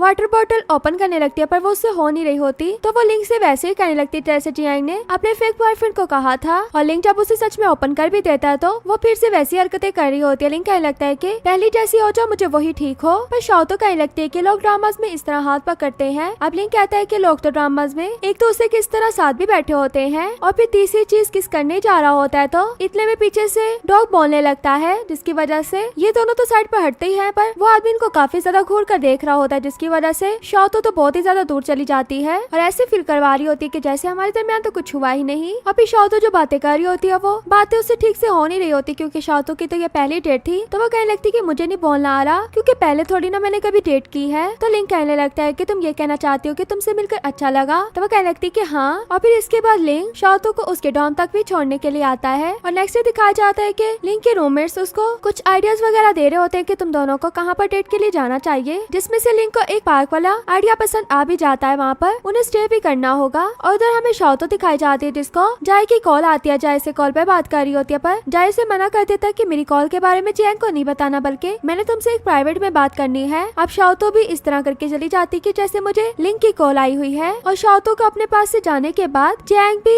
जाय को कॉल करती है, पर जाय का तो नंबर ही बिजी जा रहा होता है। ये सुनकर वो कहने लगती है कि क्या मतलब ये किसी और लड़की के साथ बात कर रहा है, पर जाय तो शाओतो के साथ बात कर रहा था। और लिंक जो शाओतो के साथ खाने पर आया होता है, इसी में लिंक शाओतो से पूछ लेता है कि क्या तुम मेरे साथ घूमने के लिए चलोगी, पर जो दिन वो उसे बताता है वो तो सुनकर शाओतो कहने लगती है कि नहीं मैं तुम्हारे साथ नहीं जा सकती, बल्कि मैंने किसी और से मिलना है। तो लिंक पूछने लगता है कि किससे मिलना है, तो वो कहती है कि मैं ये बता नहीं सकती। लिंक पूछता है कि लड़का है या लड़की, तो वो कह देती है कि लड़का। ये कहकर जब वहाँ से चली जाती है तो लिंक को तो हो रहा होता है ये लड़का कौन है, यहाँ तक कि अपने डॉम में भी जाकर सोच रहा होता है। पहले जाय के बारे में सोचता फिर कहता है कि नहीं वो नहीं हो सकता। फिर उसको यिनजी याद आता है तो यिनजी को कॉल करता है, और जैसे ही कॉल करता है उससे पूछने लगता है कि क्या तुम वापस यहाँ पर आ रहे हो, तो वो कहने लगता है कि नहीं मुझे कोई भी वेकेशन नहीं हुई, तो मैं नहीं आ रहा, बल्कि मैं तो काफी ज्यादा अपनी ट्रेनिंग में बिजी हूँ, मुझे तो छुट्टियां भी नहीं मिलेंगी। अब लिंक को तो कंफर्म हो चुका था कि वो यिनजी भी नहीं है, तो कॉल कट कर देता है। यिनजी कहने लगता है कि इसने मुझे कौन सा वाला टूल समझ लिया, यूज किया और फेंक दिया। और शाओतो जो जियांग को एक जगह पर जाने से रोक रही होती है, पर जियांग कहने लगती है कि मैंने इतनी मुश्किल से टिकट लिया तो मैं तो जाऊंगी, पर शाओतो से कहने लगती है कि तो मेरी दोस्ती तो मेरे पास नहीं रुकोगी। तो वो कहती कि क्यों क्या हुआ, तुम्हारे पास तुम्हारा बॉयफ्रेंड तो है जो तुम्हारे साथ आउटिंग पर जाएगा। पर शाओतो यहाँ पर झूठ बोल देती है, कहने लगती है कि मेरे और मेरे बॉयफ्रेंड में कुछ ठीक नहीं चल रहा। अब जियांग को तो हो जाता है कि सच में ऐसा होगा। शाओतो तो ये भी कहती है कि लिंक मुझसे थक गया है, तो जियांग भी उसकी बातों पर यकीन कर लेती है और कहने लगती है कि लड़के ऐसे ही होते हैं और मैं तुम्हारे साथ ही टाइम स्पेंड करूंगी, कहीं पर नहीं जाऊंगी। शाओतो बहुत ही ज्यादा खुश हो जाती है। जब खाने के लिए जाती है तो बहुत ही ज्यादा ऑर्डर करवा रही होती है। जियांग देखकर कहती है कि लग तो नहीं रहा कि तुम्हारा मूड खराब है, तो वो कहने लगती है कि हाँ तो क्या हुआ, मैं थोड़ी ना उसके लिए भूखी बैठूंगी। और दोनों जब खा पी कर बाहर आती हैं तो देखते हैं कि वहाँ पर बाहर लिंक पहले खड़ा हुआ। लिंक को देखकर जल्दी से शाओतो से आवाज देती है, और जैसे उसे याद आता है कि मैंने तो इससे झूठ बोला है, तो वो लिंक को उसके सामने इग्नोर करने लगती है। लिंक उससे कहता है कि हम खाने पर चले, तो वह कहती है कि नहीं मुझे नहीं जाना। तो लिंक और भी उससे बातें पूछ रहा होता है, पर शाओतो उसका ठीक से आंसर नहीं दे रही होती और जियांग भी शाओतो को ले जाती है। अब लिंक सैड अपने डॉम में वापस तो आ जाता है, पर उसे समझ नहीं आ रहा होता कि शाओतो उसके साथ ऐसा क्यों कर रही है। तो तभी शाओतो का उसे मैसेज आता है कि इस जगह पर आकर मुझसे इतने बजे मिलो। अब ये मैसेज देखने के बाद तो लिंक खुद ही इमेजिन करने लगता है कि वो मुझे अपने पास बुलाएगी और कहेगी कि मैंने तुमसे ब्रेकअप करना, मुझे छोड़कर चली जाएगी। और इधर शाओतो जो जियांग के पास भाग कर आती है और कहने लगती है कि लिंक को मैंने एक दूसरी लड़की के साथ देखा है। अब जियांग को भी इतना गुस्सा आता है, वो भी फौरन से वहाँ से भाग कर जाने लगती है, पर ये सब तो उसका प्लान था। जियांग जैसे ही लिंक के साथ एक लड़की को देखती है तो वो उसको आवाज देकर कहती है कि लिंक तुम कैसे चीट कर सकते हो, पर वो साथ वाली लड़की कोई और नहीं बल्कि जाय लड़का होता है। और जो बात जियांग ने बोली होती है वो स्पीकर में बार बार रिपीट हो रही होती है, जिसे सुनकर शाओतो और जियांग दोनों ही जल्दी से बंद करने लगती है। और जियांग उससे वो स्पीकर लेकर चली जाती है और जियांग के पास जाय आ रहा होता है। जाय को देखकर जियांग कहने लगती है कि क्या मुझे ये अपना लव कन्फेस करने वाला है। ये बातें सोच ही रही होती है, जाय भी उससे बात करने लगता है और लिंक जो शाओतो से पूछने लगता है कि क्या चल रहा है, तो वो कहने लगती है कि यहाँ पर अभी लव कन्फेस होने वाला है। और जैसे ही जाय अपना लव कन्फेस कर रहा होता है, पर अभी बात भी पूरी नहीं हुई होती, तो जियांग उसको पहले से ही आई लाइक यू टू का आंसर दे देती है। ये देखकर शाओतो का मुंह तो खुला का खुला ही रह जाता है, जिसे लिंक बंद करता है। और जियांग उसको अपना कैंपस दिखाने के लिए ले जाते हैं, घुमाने के लिए। इसी में जियांग उसको वही फ्लावर दूसरे हाथ में पकड़ने को कहती है और उसका हाथ पकड़ लेते हैं, जिस पर जियांग भी खुश होती है और जाय भी खुश होता है। और दूसरी तरफ शाओतो और लिंक दिखाए जाते हैं जो दोनों साथ में जा रहे होते हैं। तो शाओतो को मॉम की कॉल आती है, मॉम की कॉल तो अटेंड करती है, पर लिंक ज्यादा ही शाओतो के क्लोज हो रहा होता है, जिससे वो अपने से दूर कर देती है। अब ये देखकर लिंक को अच्छा नहीं लगता और शाओतो के मॉम डैड पूछते हैं कि क्या तुम्हारा लिंक के साथ कोई रिलेशन हो गया है, तो वो कहने लगती कि नहीं मॉम ऐसा कुछ भी नहीं है। अब लिंक को तो इस पर और भी गुस्सा आ जाता है। जैसे कॉल बंद होती है तो शाओतो को ठीक से बुला नहीं रहा होता। शाओतो कहने लगती है कि मैंने अपना रिलेशन इसलिए नहीं बताया क्योंकि तुम्हें मॉम डैड का पता है ना, वो जल्दी से शादी करने का सोचने लगेंगे। और लिंक भी शाओतो की बातों के बाद मान जाता है कि हम अपना रिलेशन छुपा कर रखेंगे। और जियांग जो घर पर आने के बाद अपनी मॉम से कॉल पर बात कर रही होती है, कह रही होती है कि मॉम ग्लोब के नीचे क्या लिखा है, क्या आप मुझे देखकर बताएंगी। तो उसकी मॉम बताती है तो पता लगता है कि मैप की एक लोकेशन दी थी, जहाँ पर मैप पर ही एक हार्ट बना होता है। ये देखकर तो जियांग बहुत ही ज्यादा खुश हो जाती है। और दूसरी तरफ शाओतो जिसको लिंक छोड़ने के लिए आता है तो वो वापस से आकर लिंक को किस करती है, जिसके बाद तो लिंक दोबारा से शाओतो को पकड़कर किस करता है। शाओतो दिखाई जाती है जो सुबह सुबह में ही खाने के लिए लिंक को कमरे में उठाने के लिए आते हैं, पर लिंक तो उठ ही नहीं रहा होता बल्कि करवट बदल कर सोने लगता है। ये देखकर सुनता भी कहने लगती है कि हाँ ठीक है मैं भी तुम्हें तैयार करती हूँ। उसको पिंस वगैरह बालों में लगाने लगती है, पर उसके फेस को देखते हुए कहने लगती है कि एक चीज की कमी है, मैं क्यों ना गॉड मदर से लिपस्टिक भी ले आऊँ। इतना कहकर जाने लगती है, पर लिंक उसको पकड़कर अपने पास लिटा लेता है। तो शाओतो कहने लगती है कि उठ गए थे तो नाटक क्यों करे, तो वो कहने लगता है कि मैं तुम्हारे आने का वेट कर रहा था। और जैसे उसके क्लोज जा रहा होता है इतने में वहाँ पर गॉडफादर आ जाते हैं, जिनके डोर ओपन करते देखते साथ ही शाओतू तो लिंग को पकड़ कर लिटा लेती है और ऐसे फील करवा रही होती है कि मैं इसके साथ फाइट कर रही हूँ। और जैसे गॉडफादर वहाँ से चले जाते हैं तो लिंग से कहने लगती कि हमारे रिलेशन के बारे में इन्हें अभी ना पता चले। तो लिंग भी आगे से ओके कह देता है और शाओतू उसके ऊपर से गुजर के चली जाती है। लिंग कहने लगता है कि काफी वेट कर लिया इसने, तो बहुत भारी हो गई थी। अब दोनों जब बैठ कर खाना खाने लगते हैं तो लिंग वहाँ से कुछ लेने के लिए जाता है। शाओतू को अभी मैसेज आता है तो वो अपना मोबाइल देखने लगती है जिस पर वॉलपेपर इन दोनों के साथ का ही लगा होता है। ये देखकर तो लिंग के मॉम डैड खुश हो जाते हैं कि फाइनली ये दोनों इकट्ठे हो गए। और जब लिंग आता है तो शाओतू को खुद ही खाना देता है, यहाँ तक कि उसको एग भी अपने हाथों से खिलाने लगता है। ये देखकर तो लिंग के मॉम डैड और भी ज्यादा खुश हो जाते हैं। इसी में लिंग की मॉम पूछ लेती है कि तुम मेरे साथ क्या आज शॉपिंग के लिए चलोगी, तो शाओतू भी जल्दी से हाँ कह देती है। दूसरी तरफ हमें जियांग दिखाई जाती है जो जाय से मिलने के लिए आई थी और जाय भी उसे देखकर ब्लश कर रहा होता। तो वो कहने लगती कि तुम मुझसे शाय क्यों फील कर रहे हो, तो वो कहता है कि तुम एकदम मेरे सामने आ गई और मैं तुम्हें मिस कर रहा था और तुम आज काफी डिफरेंट भी लग रही हो। जियांग कहने लगती कि मैं तुम्हारे लिए इतना तैयार वगैरह होकर आई हूँ, ड्रेस भी तुम्हारे लिए ली है, पर तुमने तो मेरी तारीफ ही नहीं की। जिस पर जाय उसकी तारीफ वगैरह करता है। दोनों एक दूसरे को हक कर लेते हैं। घर पर शाओतू दिखाई जाते हैं जो शॉपिंग वगैरह करके आ चुकी थी। इतने में उससे लिंग का मैसेज भी आ जाता है। लिंग उससे पूछने लगता है कि शॉपिंग करके आ गई हो, क्या लिया तुमने, क्या पहना। अब लिंग का ये मैसेज पढ़ने के बाद तो शाओतू सोचने लगती है कि गॉड मदर ने मुझे क्या लेकर दिया और मैं इसे क्या बोलूं, इसलिए उसके मैसेज का रिप्लाई भी नहीं करी होती। अब लिंग जो उसे भाई भी बुला रहा होता है पर फिर भी रिप्लाई नहीं आता। अब लिंग भी उसे कहने लगता है कि अगर तुमने मुझे रिप्लाई ना दिया तो मैं भी घर वालों को बता दूंगा हमारे रिलेशन के बारे में। जिसे देखते साथ ही वो उसे रिप्लाई कर देती है और लिंग कहता है कि नीचे आओ। उधर जियांग दिखाई जाती है जो जाय के साथ होते हैं, उसके साथ बैठकर बातें वगैरह करी होती है। तो इतने में ऑर्डर लेने के लिए लड़की आ जाती है। जब वो लड़की उनसे ऑर्डर ले रही होती है तो जियांग वहाँ से वॉशरूम के लिए चली जाती है, पर वो लड़की जाय से कहने लगती है कि अगर आप लोगों को यहाँ से ऑफ चाहिए तो मुझे वही चैट के लिए ऐड करना होगा। तो जाय तो उसे मना कर देता, पर वो लड़की कहने लगती कि मेरा पर्सनल है तो आप मुझे ऐड कर सकते हो, हम कहीं पर भी आपका नंबर नहीं देंगे। पर जाय उसे मना कर देता है। वो लड़की कहने लगती है कि उनसे नहीं डरे, अभी तो आपकी शादी भी नहीं हुई। पर जाय जैसे ही जियांग की तरफ देखता जो पेट पर हाथ रखकर आ रही होती है, ये देखकर वो लड़की को कह देता है कि हमारे 3 मंथ्स हो चुके हैं शादी को। तो वो लड़की भी जियांग को देखकर कहने लगती है कि अच्छा मतलब वो प्रेग्नेंट है, और ये सोचकर वो वहाँ से चली जाती है। और जियांग आकर जाय से पूछने लगती कि क्या हुआ, तो वो कहता है कि नहीं कुछ भी नहीं हुआ। और शाओतू दिखाई जाती है जो लिंग के कहने पर नीचे आती है और लिंग भी उसको पीछे से आकर हक कर लेता है। तो शाओतू से कहने लगती कि इस तरह पब्लिक में मेरे साथ इस तरह का बिहेव नहीं किया करो। तो लिंग उससे कहने लगता है कि क्यों ना हम अपने रिलेशन को पब्लिक कर दें, अब क्या हम नेबर से भी छुपते फिरेंगे। तो शाओतू से नहीं कह रही होती है तो वो फिर भी बाबा पब्लिक का कह रहा होता है। तो शाओतू भी उसे चुप करवाने के लिए किस करती है और फिर लिंग भी उसे किस कर लेता है। और दूसरी तरफ इन दोनों की मॉम्स दिखाई जाती है जो आपस में बैठकर बातें कर रही होती हैं। तभी लिंग की मॉम बता देती है कि मैं मदर इन लॉ बनने वाली हूँ। इस बात से शाओतू की मॉम तो खुश हो रही होती है, पर वो कहने लगती कि हम दोनों ही मतलब बनने वाली हैं। तो वो ये बात बता देते हैं कि ये दोनों बच्चे आपस में डेट कर रहे हैं। इससे तो दोनों की मॉम खुश हो रही होती है, यहाँ तक कि लिंग की मॉम तो सब वो काम भी करके दिखा रही होती जो लिंग शाओतू के लिए कर रहा था। और इसके बाद उन दोनों बच्चों को अकेले छोड़ने के लिए दोनों मॉम्स ट्रिप प्लान कर लेती हैं। इधर शाओतू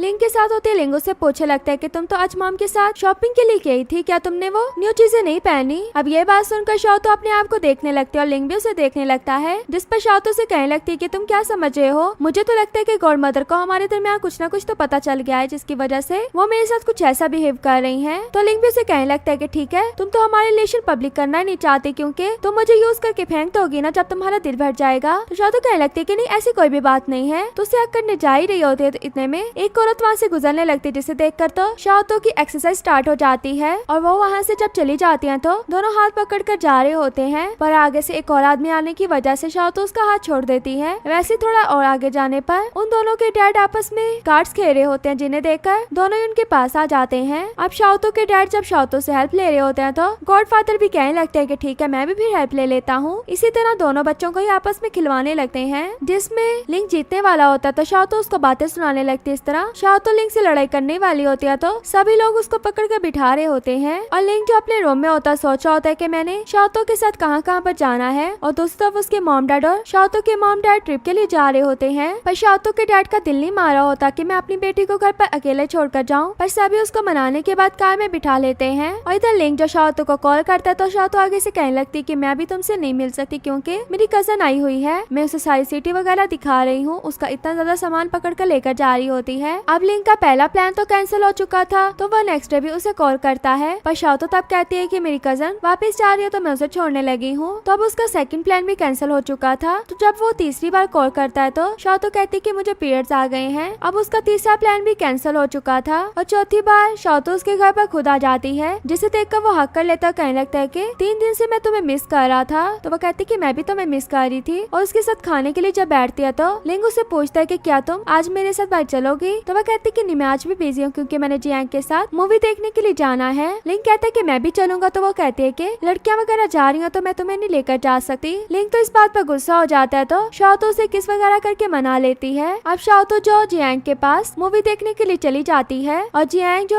उसे जाय से मिलाती, जाय को देखकर वो काफी शौक हो जाती है कि एक लड़का, क्या ये लड़कियों की डेट नहीं थी। तो वो कहती है कि नहीं, मैंने तो हम दोनों कपल के लिए डेट रखी थी। तो वो कहते हैं कि मुझे तो लगा तुमने मैसेज में लिखा है कि ये लड़कियों की डेट है। तो जियांग कहने लगती है कि मेरी गलती है कि मैंने तुम्हें अच्छे से एक्सप्लेन नहीं किया। तो वो उसे कहते कि तुम वापस जाकर उसे एक्सप्लेन कर देना सारी बात। और शाओतो जब मूवी देखने के बाद वापस जाती है तो लिंग उस पर पहले से गुस्सा होता है, शाओतो को एक्सप्लेन करने का मौका भी नहीं देता। यहाँ तक कि लिंग को तो इन तीनों की पिक भी मिल चुकी थी। अब लिंग जब उससे सारे रिश्ते खत्म कर ही चुका था तो शाओतो कहती कि ठीक है, मैं भी तुम्हें कोई बात नहीं बताऊंगी और जा रही हूँ। अब इस बात के बाद लिंग तो अपने दोस्त के पास आया होता, पर लिंग का दोस्त तो उसे बातें सुना रहा होता है कि तुमने उसके साथ ऐसा क्यों किया, तुम्हें थोड़ा बड़ा होने की जरूरत है। और शाओतो घर बैठी उस पर इतना गुस्सा कर रही होती, उसकी बातों को याद कर रही होती है, किस तरह वो हर बार मुझे कहता है कि मैं उसे खुद से दूर करना चाहती हूँ। इसी गुस्से में वो घर से बाहर जाने का सोचती है तो इतने में सामने से लिंग आ जाता है। लिंग उसे कहने लगता है कि अगर तुम डोर ना ओपन करती तो मैंने होमलेस हो जाना था क्योंकि मेरे पास तो कीज भी नहीं थी। तो शाओतो उसको घर पर अंदर ले आती है और लिंग तो अपने साथ उसके लिए केक भी लेकर आया था, जिस पर शाओतो पूछने लगती है कि ये केक कहाँ से। तो वह कहता है कि शॉप पर सेल लगी हुई थी इसलिए मैं ले आया। अब शाओतो तो स्माइल कर रही होती क्योंकि उसे पता होता है कि ये उसके लिए लाया था। अब इन दोनों के मॉम डैड दिखाए जाते हैं जो वापस घर की तरफ तो आ रहे होते हैं, पर शाओतो के डैड कह रहे होते कि जल्दी ड्राइव करो, पर वो जानबूझकर स्लो ड्राइव कर रहे थे। इधर लिंग जो बातों बातों में शाओतो से सॉरी कर लेता है कि मैंने तुम्हारे साथ गलत किया। शाओतो कहती है कि जब तुमने मेरी तब एक्सप्लेनेशन ही नहीं सुनी तो मैंने भी तुम्हें कुछ नहीं कहा। अब इन दोनों में दोबारा से दोस्ती हो चुकी थी, पर शाओतो कहने लगती है कि मैं तुम्हें थोड़ा और इग्नोर करना चाहती हूँ ताकि तुम्हें और अपनी बातों का एहसास हो। तो लिंग भी उसे कहने लगता है कि तुम क्या अपने बॉयफ्रेंड से डरती नहीं हो। ये कहते हुए उसके क्लोज आने लगता है। इन दोनों के मॉम डैड भी बाहर पहुंच चुके थे, पर शाओतो की मॉम बार बार शाओतो को आवाजें देते हुए आ रही होती है ताकि वो दोनों अलर्ट हो जाएं। शाओतो को आवाज भी आती है, पर लिंग उसे कहता है कि अभी मॉम डैड नहीं वापस आएंगे घर पर। ये कहकर जैसे ही लिंग उसके पास आने लगता है तो पॉकेट में कीज की आवाज आती है, जिसे सुनकर लिंग पॉकेट से वो कीज तो निकालता है, पर उसे कहने लगता है कि मैं कीज लेकर गया था, वो तो मैंने वैसे ही होमलेस कहा था। और इसी बात के बाद वो शाओतो को किस करने वाला होता है, पर इतने में शाओतो के डैड डोर ओपन करके अंदर आ जाते हैं। वो तो इन्हें देखकर शौक हो जाते हैं और बाकी घर वाले भी देखकर शौक तो होते हैं पर खुश हो रहे होते हैं क्योंकि उन्हें तो इस बात का पहले से पता था। पर उन्हें देखने के बाद शाओतो जरूर अपना मुंह छुपा लेती है। शाओतो के डैड जो पूछे होते कि तुम दोनों का रिलेशन कितने टाइम से है, तो दोनों बताने लगते हैं कि कुछ टाइम ही हुआ है हमारे रिलेशन को। इस बात पे उसके डैड गुस्सा कर रहे होते हैं, पर शाओतो कहने लगती है कि आपने तो कहा था कि हमारे होम टाउन से ही किसी को ढूंढ लो। पर उसके डैड कहने लगते हैं कि मैंने ये तो नहीं कहा था कि साथ वाले घर से ही किसी को ढूंढ लो। तो इस बात पर लिंग कहने लगता है कि डैड मैं आपके सामने बड़ा हुआ हूँ, क्या आपको लगता है कि मैं आपकी शाओतो का ख्याल नहीं रख पाऊंगा? मैं इसका दिल से ख्याल रखूंगा, मैं इसे बहुत प्यार करता हूँ। इस बात पर उसके डैड को और गुस्सा आ रहा होता है, पर जैसे पीछे की तरफ देखता है तो वो लोग तो इस तरह फील करवा रहे होते हैं कि जैसे तो हमें कुछ भी नहीं पता था। पर शाओतो के डैड को पता लग जाता है कि इन्हें सब पता था, बल्कि मुझे किसी ने नहीं बताया। और हमें नेक्स्ट सीन में शाओतो दिखाई जाती है जो एक मीटिंग अटेंड करने के लिए तो आई होती है, पर उसका आने का दिल नहीं था, बल्कि जियांग उसको खींच कर लेकर आ रही थी। वो तो थोड़ा और सोना चाहती थी। अब ये तो जियांग के साथ बैठ जाती है, पर इतने में वहाँ पर लिंग की भी अपने दोस्तों के साथ एंट्री हो जाती है। लिंग तो शाओतो को देखते का देखता ही रह जाता है और एक दोस्त उसका शाओतो के साथ बैठने लगता है, पर लिंग उसको नहीं बैठने देता बल्कि खुद शाओतो के साथ बैठ जाता है। और शाओतो भी लिंग को अपने साथ देखकर उसको अपनी चीजें पकड़ा देती है। और लिंग के दोस्त उसको कह रहे होते हैं कि मैडम आपकी वजह से आई है, पर लिंग उन्हें कहता है कि नहीं वो मेरी वजह से नहीं बल्कि किसी और वजह से आई है। जिस पर शाओतो कहने लगती है कि मैं खुद नहीं आई बल्कि मुझे तो जियांग लेकर आई है। इतने में स्पीकर की एंट्री हो जाती है जो उनसे बात करने के लिए आता, पर शाओतो को तो नींद आ रही होती है। और जैसे ही वो स्पीकर अपना नेम बताता है ये जुन, इससे तो शाओतो की आंखें खुल जाती क्योंकि ये वही लड़का था जो उसका चाइल्डहुड फ्रेंड था और ये शाओतो को काफी अच्छा भी लगता था। शॉलिंग जो साथ बैठी होती है वो जियांग से कहने लगती है कि ये मेरा कजन है, अगर तुम चाहो तो मैं इसका ऑटोग्राफ भी तुम्हें लेकर दे सकती हूँ। जियांग तो खुश हो जाती है और शाओतो भी उसको बता देती है कि जिस लड़के के बारे में मैं बातें वगैरह करती रहती थी ना, ये वही लड़का है। इसी बातों पर लिंग भी शाओतो को देख रहा होता है। जियांग जब देखती है कि लिंग तो उसको घूर रहा है तो इसलिए वो चुप हो जाती है। और इस सब के बाद वो साथ में बैठकर खा पी रहे होते हैं, जिसमें येजुन भी होता है उनके साथ। येजुन लिंग और शाओतो को एक साथ कपल में देखकर काफी खुश होता, कहने लगता है कि मुझे पहले से पता था। तो शाओतो कहने लगती है कि क्या मतलब पहले से पता था? तो वो बताने लगता है कि लिंग ने एक दफा मुझे कॉल की थी जब तुम सैड थी, तभी इसलिए मुझे कॉल करके पूछा था और कहा था कि मैं तुम्हें मैसेज करूं ताकि तुम उस मैसेज को कॉपी करवा कर देखकर उससे मोटिवेट होती रहो। शाओतो तो लिंग से काफी खुश होती है और फिर सब लोग जब जाने लगते हैं तो येजुन कहने लगता है कि क्या मैं लिंग तुम्हारे से बात कर सकता हूँ शाओतो, क्या तुम अपने बॉयफ्रेंड को मुझे दे सकती हो? तो शाओतो कहती है कि हाँ ले जाओ और फिर वो सब लोग वहाँ से चले जाते हैं। लिंग येजुन के साथ होता है। येजुन उसको कार में बिठाकर कहने लगता है कि मैं सीधी बात करूंगा कि मैं तुम्हें कंपनी में जॉब दिलवाना चाहता हूँ। लिंग कहने लगता है कि इससे मेरा क्या फायदा होगा? तो येजुन कहता है कि फायदे का मुझे पता नहीं, पर वहाँ पर रहकर जो तुम करना चाहोगे वो तुम कर सकते हो।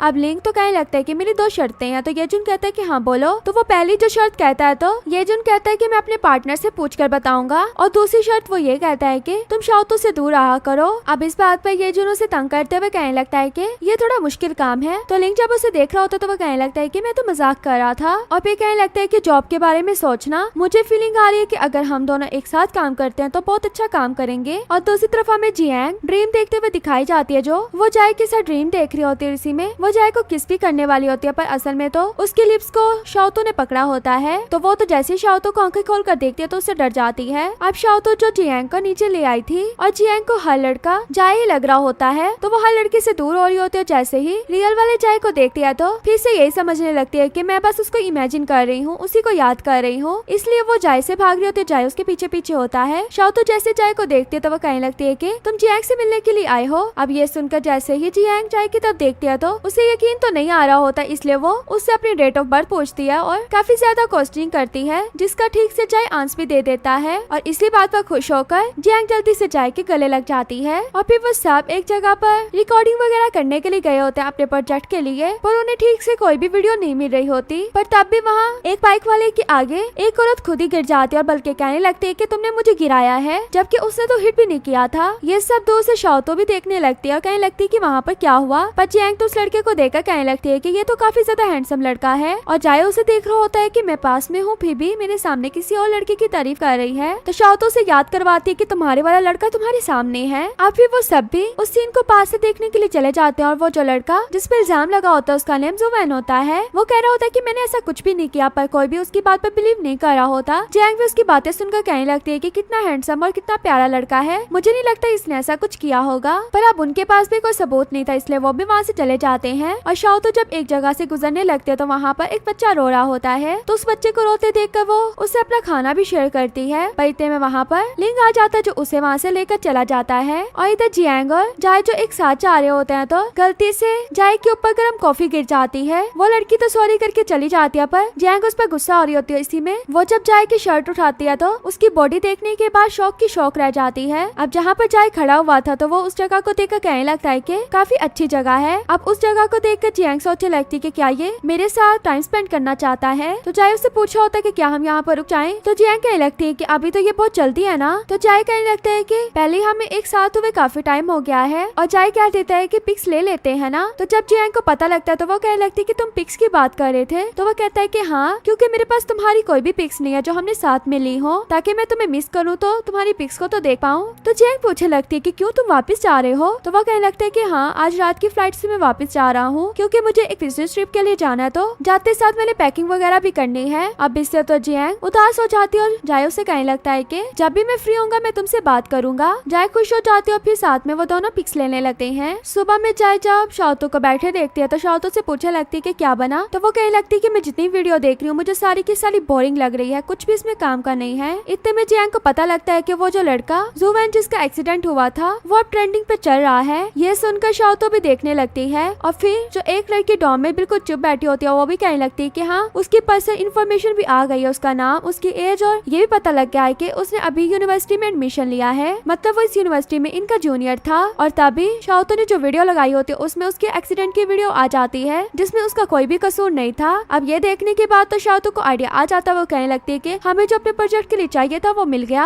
अब वो उसे इंसाफ दिलवाने के लिए दोनों बैठकर एडिटिंग स्टार्ट कर देती हैं। इस तरह इनकी रात भी हो जाती है और फाइनली वीडियो कंप्लीट हो जाती है। ये लोग अपलोड करने के बाद सो जाते हैं। सुबह में उठते हैं तो जियांग पूछी होती कि शाओतो वीडियो का क्या बना। तो वो कहती कि सिर्फ 4 कमेंट आए हैं। तो शॉलिंग कहने लगती है कि उस वीडियो को तो मैंने भी फॉरवर्ड किया था, तुम लोगों की वजह से नहीं बल्कि उस लड़के की वजह से जिसको इंसाफ चाहिए। चौथी रोमिट भी कहती है कि मैंने भी फॉरवर्ड किया था जैसे ही मैंने उस वीडियो को देखा। अब सर इनके प्रोजेक्ट के बारे में पूछ रहा होता है। इनके प्रोजेक्ट को देखने के बाद कहते हैं कि इसको तो आपको सोशल मीडिया में अपलोड करना चाहिए था। तो शाओतो कहती कि सर हमने किया था, पर हमें तो सिर्फ 5 कमेंट आए। अब इस बात पर सर पूरी क्लास को कहते कहते हैं कि इस वीडियो को फॉरवर्ड करो। शाओतो इतनी खुश हो जाती है और जियांग और शाओतो जब आ रही होती है तो बात कर रही होती है कि अब वो वीडियो ट्रेंडिंग 10 पर चल रही है। इतने में जुवैन लड़का दिखाया जाता है जो एक लड़के से पूछा होता है कि शाओतो कहाँ पर है, क्योंकि उसको पता लग गया था कि शाओतो ने उसकी हेल्प की है। तो वो जैसे ही शाओतो को देखता है तो उसे याद आता है कि इसको तो मैंने पहले भी देखा था जब ये बच्चे को कैंडी दे रही थी और उसे वो काफी ज्यादा क्यूट लगती है, इसलिए वो उसका वेट कर रहा होता है। पर जियांग तो उसे दिखते साथ पहचान जाती है और जुवैन उसको थैंक्स करने लगता है। शाओतो और जियांग भी खुश हो रही होती है। जुवैन उससे और भी बात करना चाह रहा होता है पर इतने में पीछे से लिंग आ रहा होता है तो शाओतो लिंग को बुलाने लगती है और उसे बाय कहकर लिंग के साथ चली जाती है। अब शाओतो की वापसी पर जुवैन उसका वेट कर रहा होता है, उसके लिए मिल्क टी लेकर वो काफी ज्यादा लाया होता है पर शाओतो उसे नहीं ले रही होती और उसकी जिद करने पर अपने साथ उसको ले जाती है। लिंग भी उस लड़के को जाते हुए देख लेता है। शाओतो को उस लड़के के काफी मैसेज आ रहे होते हैं क्योंकि उस लड़के ने इसकी वॉइस चैट भी ले ली थी और जियांग की वॉइस चैट ले ली थी और शाओतो के मैसेज जियांग पढ़ते क्योंकि शाओतो उसके मैसेज को रीड नहीं कर रही होती तो वो उसे डिनर के लिए इनवाइट कर रहा होता है। अब ये देखकर जियांग कहने लगती है कि वो तो तुम्हें काफी इंटरेस्ट ले रहा है क्योंकि मेरी भी तो वॉइस चैट उसके पास है ना, पर उसने मुझे तो मैसेज नहीं किया। पर शाओतो कहने लगती है कि ऐसा कुछ भी नहीं और सोने के लिए जाने लगते हैं तो बाहर से उसी लड़के की आवाज आती है जिसे सुनकर जियांग बाहर देखने के लिए जाती है पर पता लगता है कि वो तो जुवैन को फिर से प्रपोज करने के लिए आया था। जुवैन गुस्से में नीचे जाते हो कहने लगती है कि अब क्या मसला है, तो वह कहने लगता है कि मैंने तुम्हारे लिए गिफ्ट लिया जो तुमने मेरी हेल्प की थी। तो शाओतो कहने लगती है कि वो तो मैंने अपनी वजह से किया था, तुम्हारी कोई हेल्प नहीं की। पर वो तो लास्ट में शाओतो को प्रपोज कर देता और ये सब लिंग के फ्रेंड देख लेते हैं पर लिंग को ऐसा कुछ भी नहीं बताते। शाओतो से कहने लगती है कि मेरा पहले से बॉयफ्रेंड है, पर वो कहने लगता है कि तो क्या हुआ, मुझे भी तो एक ट्राई करने का मौका दो ना, शायद मैं उससे भी ज्यादा अच्छा हूँ। पर शाओतो कहने लगती है कि मुझे तुम्हें कोई भी ट्राई करने का मौका नहीं देना। इतने में वहाँ पर लिंग भी आकर ये सब सीन देखने लगता है पर शाओतो से कहती है कि वैसे भी मैं तुम्हारी सीनियर हूँ तो मुझे शाओतो नहीं कहा करो बल्कि मुझे सिस्टर कहा करो। ये कहकर वहाँ से चली जाती है। लिंग गुस्से में होता है तो उसके दोस्त उसको काम डाउन करने लगता है। शाओतो दिखाई जाती है जो जियांग के साथ बाहर आ रही होती है तो उसका पहले से बाहर वही लड़का जाओ वेट कर रहा होता है जो उसको कॉफी देने लगता है तो वो कहने लगती है कि मैं डाइट पर हूँ। तो वो कहते हैं कि क्या तुम्हारे बॉयफ्रेंड को तो मोटी नहीं पसंद, हालांकि तुम तो स्मार्ट हो फिर भी तुम्हें डाइट करवा रहा है, पर मैं उसकी जैसा बिल्कुल भी नहीं हूँ। इतने में उसका बॉयफ्रेंड पीछे से लिंग आ जाता है जो आकर शाओतो को कॉफी देता है। कॉफी शाओतो ले भी लेती है। जियांग तो वहाँ से चली जाती है और लिंग भी शाओतो को लेकर जाने लगता है पर वो लड़का लिंग को रोकते हुए कहने लगता है कि तुम्हारा रिलेशन इसके साथ जो भी हो पर मैं इसको लेकर रहूंगा तुमसे, तुम इसको जरा भी डिजर्व नहीं करते हो, मैं इसे डिजर्व करता हूँ। तुम्हारे पास तो कोई ऐसी चीज भी नहीं है जिससे तुम इसके साथ रिलेशन को शो करवाओ। लिंग उसे बस जस्ट इग्नोर कर रहा होता है पर वो तो इग्नोर होने वाला नहीं था बल्कि दिखाने लगता है कि शाओतो ने मुझे खुद ये रबर बैंड दी थी, पर जबकि शाओतो ने तो इसको दी ही नहीं थी, उसने खुद ही इसके हाथ से लव कन्फेस के टाइम पर ले ली थी। लिंग फिर भी उसे कुछ नहीं बोलता और चुप करके वहाँ से जाने लगता है। जियांग दिखाई जाती है जो जाय के मैसेजेस का वेट कर रही होती है और शाओतो जब जा रही होती है तो उसको मोबाइल पर एक मैसेज आता है जो एक लड़के का होता है। वो उसे कह रहा होता है कि सिस्टर क्या परेशान हो। अब ये मैसेज देखकर लिंग को अच्छा नहीं लगता तो वो कहने लगता है कि ये तुम्हारा भाई कौन है, जिस पर शाओतो कुछ बोलते इससे पहले कुछ लड़के पास से गुजरते तो वो भी इसे सिस्टर कह रहे होते हैं। अब लिंग उसे कहने लगता है कि तुमने तो इतने ज्यादा भाई बनाए हुए हैं। तो शाओतो कहने लगती है कि वो मुझसे जूनियर है ना, इसलिए मैं उन्हें कहती हूँ कि मुझे सिस्टर कहो। इसी गुस्से में आकर लिंग शाओतो को किस कर लेता है और किस करने के बाद शाओतो के कान के पास कहता है कि क्या सिस्टर तुम सेटिस्फाई हो गई। शाओतो तो वहीं की वहीं खड़ी रह जाती है और लिंग उसको पकड़ कर लेकर जाने लगता है और एक जगह पर जाके कहता है कि घर के लिए फर्नीचर वगैरह ले लो। पर शाओतो को तो वहाँ पर हर चीजें बहुत प्यारी और क्यूट लग रही होती है, यहाँ तक कि लिंग उसकी टॉयज के साथ पिक्स भी बनाता है। जियांग दिखाई जाती है जिसको जाय की कॉल आ जाती है। जाय उसे वीडियो कॉल करता है, उसे कहने लगता है कि मैं आज ही वापस यहाँ पर लैंड हुआ हूँ तो इसलिए मैंने तुमसे कांटेक्ट किया, उससे पहले तो मैं तुमसे कांटेक्ट कर ही नहीं पा रहा था और प्लीज फिक्र नहीं किया करो, मैं क्या करूँ। और लिंग दिखाया जाता है जो टॉम के रूम में आता है तो उसके फ्रेंड्स उसका पहले से वेट कर रहे होते हैं जो सोच लेते हैं कि हमने उस जूनियर को कैसे सबक सिखाना है और आपको क्या करना चाहिए। शाओतो दिखाई जाती है जिसको उसके डैड की कॉल आती है। उसके डैड तो उसको डांट रहे होते हैं। शाओतो को तो पता भी नहीं होता मुझे डांट किस बात पर पड़ रही है। उसके डैड कहने लगते हैं कि तुम लोग इतने बड़े भी नहीं हुए जो साथ रहने का फैसला कर लिया। पर शाओतो कहती है कि क्या हुआ डैड, आपने कोई क्या ड्रामा देख लिया। पर जब शाओतो रूम में आती है तो पता लगता है कि लिंग ने अपने वही चैट में शाओतो की पिक थी और उसने कहा है कि ये मेरी गर्लफ्रेंड है। सबके सामने उसने अनाउंस कर दिया था। वही लिंग की बात के बाद के तुमने तो अपने वही चैट में भी कुछ भी नहीं इसके बारे में दिया हुआ। शाओतो भी खुश हो रही होती है पर जैसे लिंग का अकाउंट देखने लगती है तो उसको वो पिक नजर नहीं आ रही होती। वो ये बात जियांग को बताती है पर जियांग कहने लगती है कि मे भी उसने उस लड़के जाओ को जलाना होगा इसलिए तुम्हें ब्लॉक कर दिया। पर शाओतो कहने लगती है कि ये क्या बात हुई, मुझे क्यों ब्लॉक कर दिया, मैं तो उसकी गर्लफ्रेंड हूँ। और उनके डॉम के नीचे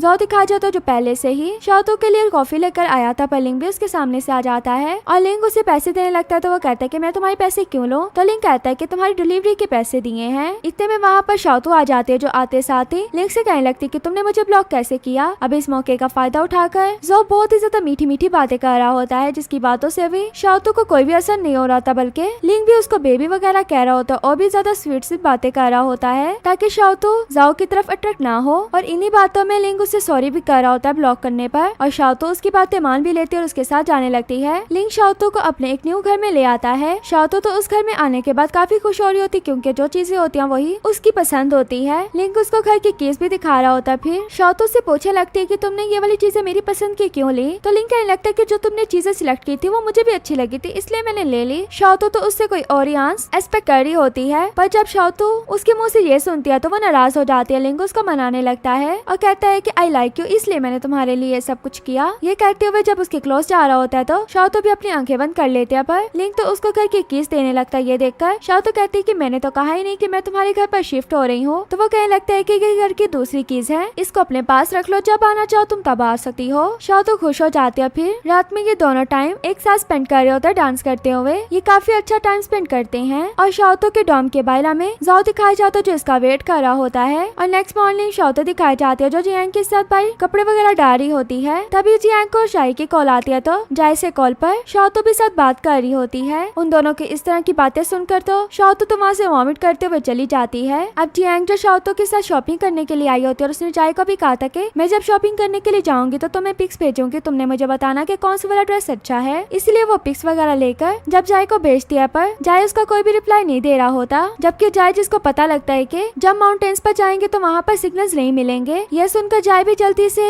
जियांग को मैसेज करने लगता है कि मैं 2 दिनों के लिए माउंटेन्स पर जा रहा हूँ, तो तुमसे आकर बात होगी। वो मैसेज भी जाय का नहीं जाता और देखता है कि जियांग की तरफ से भी पिक्स आई हुई है जो उससे ब्लश हो रही होती क्योंकि उसके पास डाउनलोड नहीं हुई थी सिग्नल्स की वजह से। जियांग उसको हर जगह जाने के बाद पिक्स वगैरह भेज रही होती है, पर जाय का आगे से कोई भी रिप्लाई नहीं आ रहा होता। उधर जाय जो अपने सर से रिक्वेस्ट कर रहा होता है कि क्या मैं एक दिन की लीव ले सकता हूँ क्योंकि मुझे यहाँ पहाड़ों से वापस सिटी की तरफ जाना है जहाँ पर मुझे सिग्नल्स मिल जाएं, क्योंकि मैं अपनी फैमिली को इन्फॉर्म नहीं करके आया। पर सर उसको छुट्टी नहीं देते बल्कि कहते हैं कि कल हम वैसे भी वापस जा रहे हैं ना, तो वहाँ पर जाके तुम अपनी फैमिली से कॉन्टेक्ट कर लेना। पर जाय को फिर भी सुकून नहीं आता। वो रात में माउंटेन्स की और भी ऊंचाइयों पर जाने का सोचता है जहाँ पर जाने के बाद उसे सिग्नल मिल जाए। वहाँ पर जाने में काफी खतरा भी था, पर फिर भी वो चला जाता है। और लिंग दिखाया जाता है जिसके फ्रेंड्स उसके रूममेट्स उससे पूछे होते हैं कि क्या हम तुम्हारे घर पर आकर रह सकते हैं। पर लिंग उन्हें कहता है कि मैं तुम लोगों के लिए रूम ढूंढ दूंगा, वहाँ पर तुम लोग रेंट की रूम में रह लेना। पर वो लोग तो कह रहे होते हैं कि हमने तुम्हारे घर पर ही रहना जब तक मैडम नहीं आ जाती। पर लिंग कहता है कि तुम लोग शोर बहुत करते हो, मैंने तुम लोगों को नहीं रखना। ये सारी बातें रिकॉर्ड उसके पास में बैठा फ्रेंड कर लेता है। और जियांग दिखाई जाती है जो सुबह सुबह अपनी बर्थडे के लिए तैयार हो जाती है कि सभी लोग उसको बर्थडे विश करेंगे। पर जब वो शाओतू को बुलाती है तो पता लगता है कि शाओतू तो वहाँ पर है ही नहीं। तो वो कहने लगती है कि क्या मतलब किसी को मेरा बर्थडे नहीं याद, यहाँ तक कि जाय ने भी मुझे बर्थडे विश नहीं किया। और इधर जाय जो काफी ट्राई कर रहा होता है कि उसे बर्थडे विश हो जाए, उसका फ्रेंड भी कहने लगता है कि अभी हम पहुंचने वाले हैं ना, तो तुम तब मैसेज कर लेना। तो वो कहने लगता है कि नहीं, मेरी गर्लफ्रेंड का बर्थडे है, मैंने उसे बर्थडे विश करना है, वो तो नाराज हो जाएगी। उधर शाओतू दिखाई जाती है जो जियांग के पास पहुंच जाती है और उसको वहाँ से तैयार वगैरह करवा कर लेकर जाने लगती है। उसकी आंखों पर हाथ रखवाने के बाद लिंग के घर पर ले आती जहाँ पर उसने उसके लिए काफी ज्यादा डिशेस वगैरह तैयार की हुई थी। जियांग तो ये देखकर काफी खुश हो रही होती है। इतने पे डोर पर बेल होती है तो लिंग भी अपने दोस्त और सीनियर्स के साथ आ गया था बर्थडे के लिए। पर शाओतू ने जैसे ही देखती है तो उसे कुछ याद आ जाता है, वो तो बाइक की तरफ भागती है, लिंग भी उसके पीछे भागता है। तो लिंग कहने लगता है कि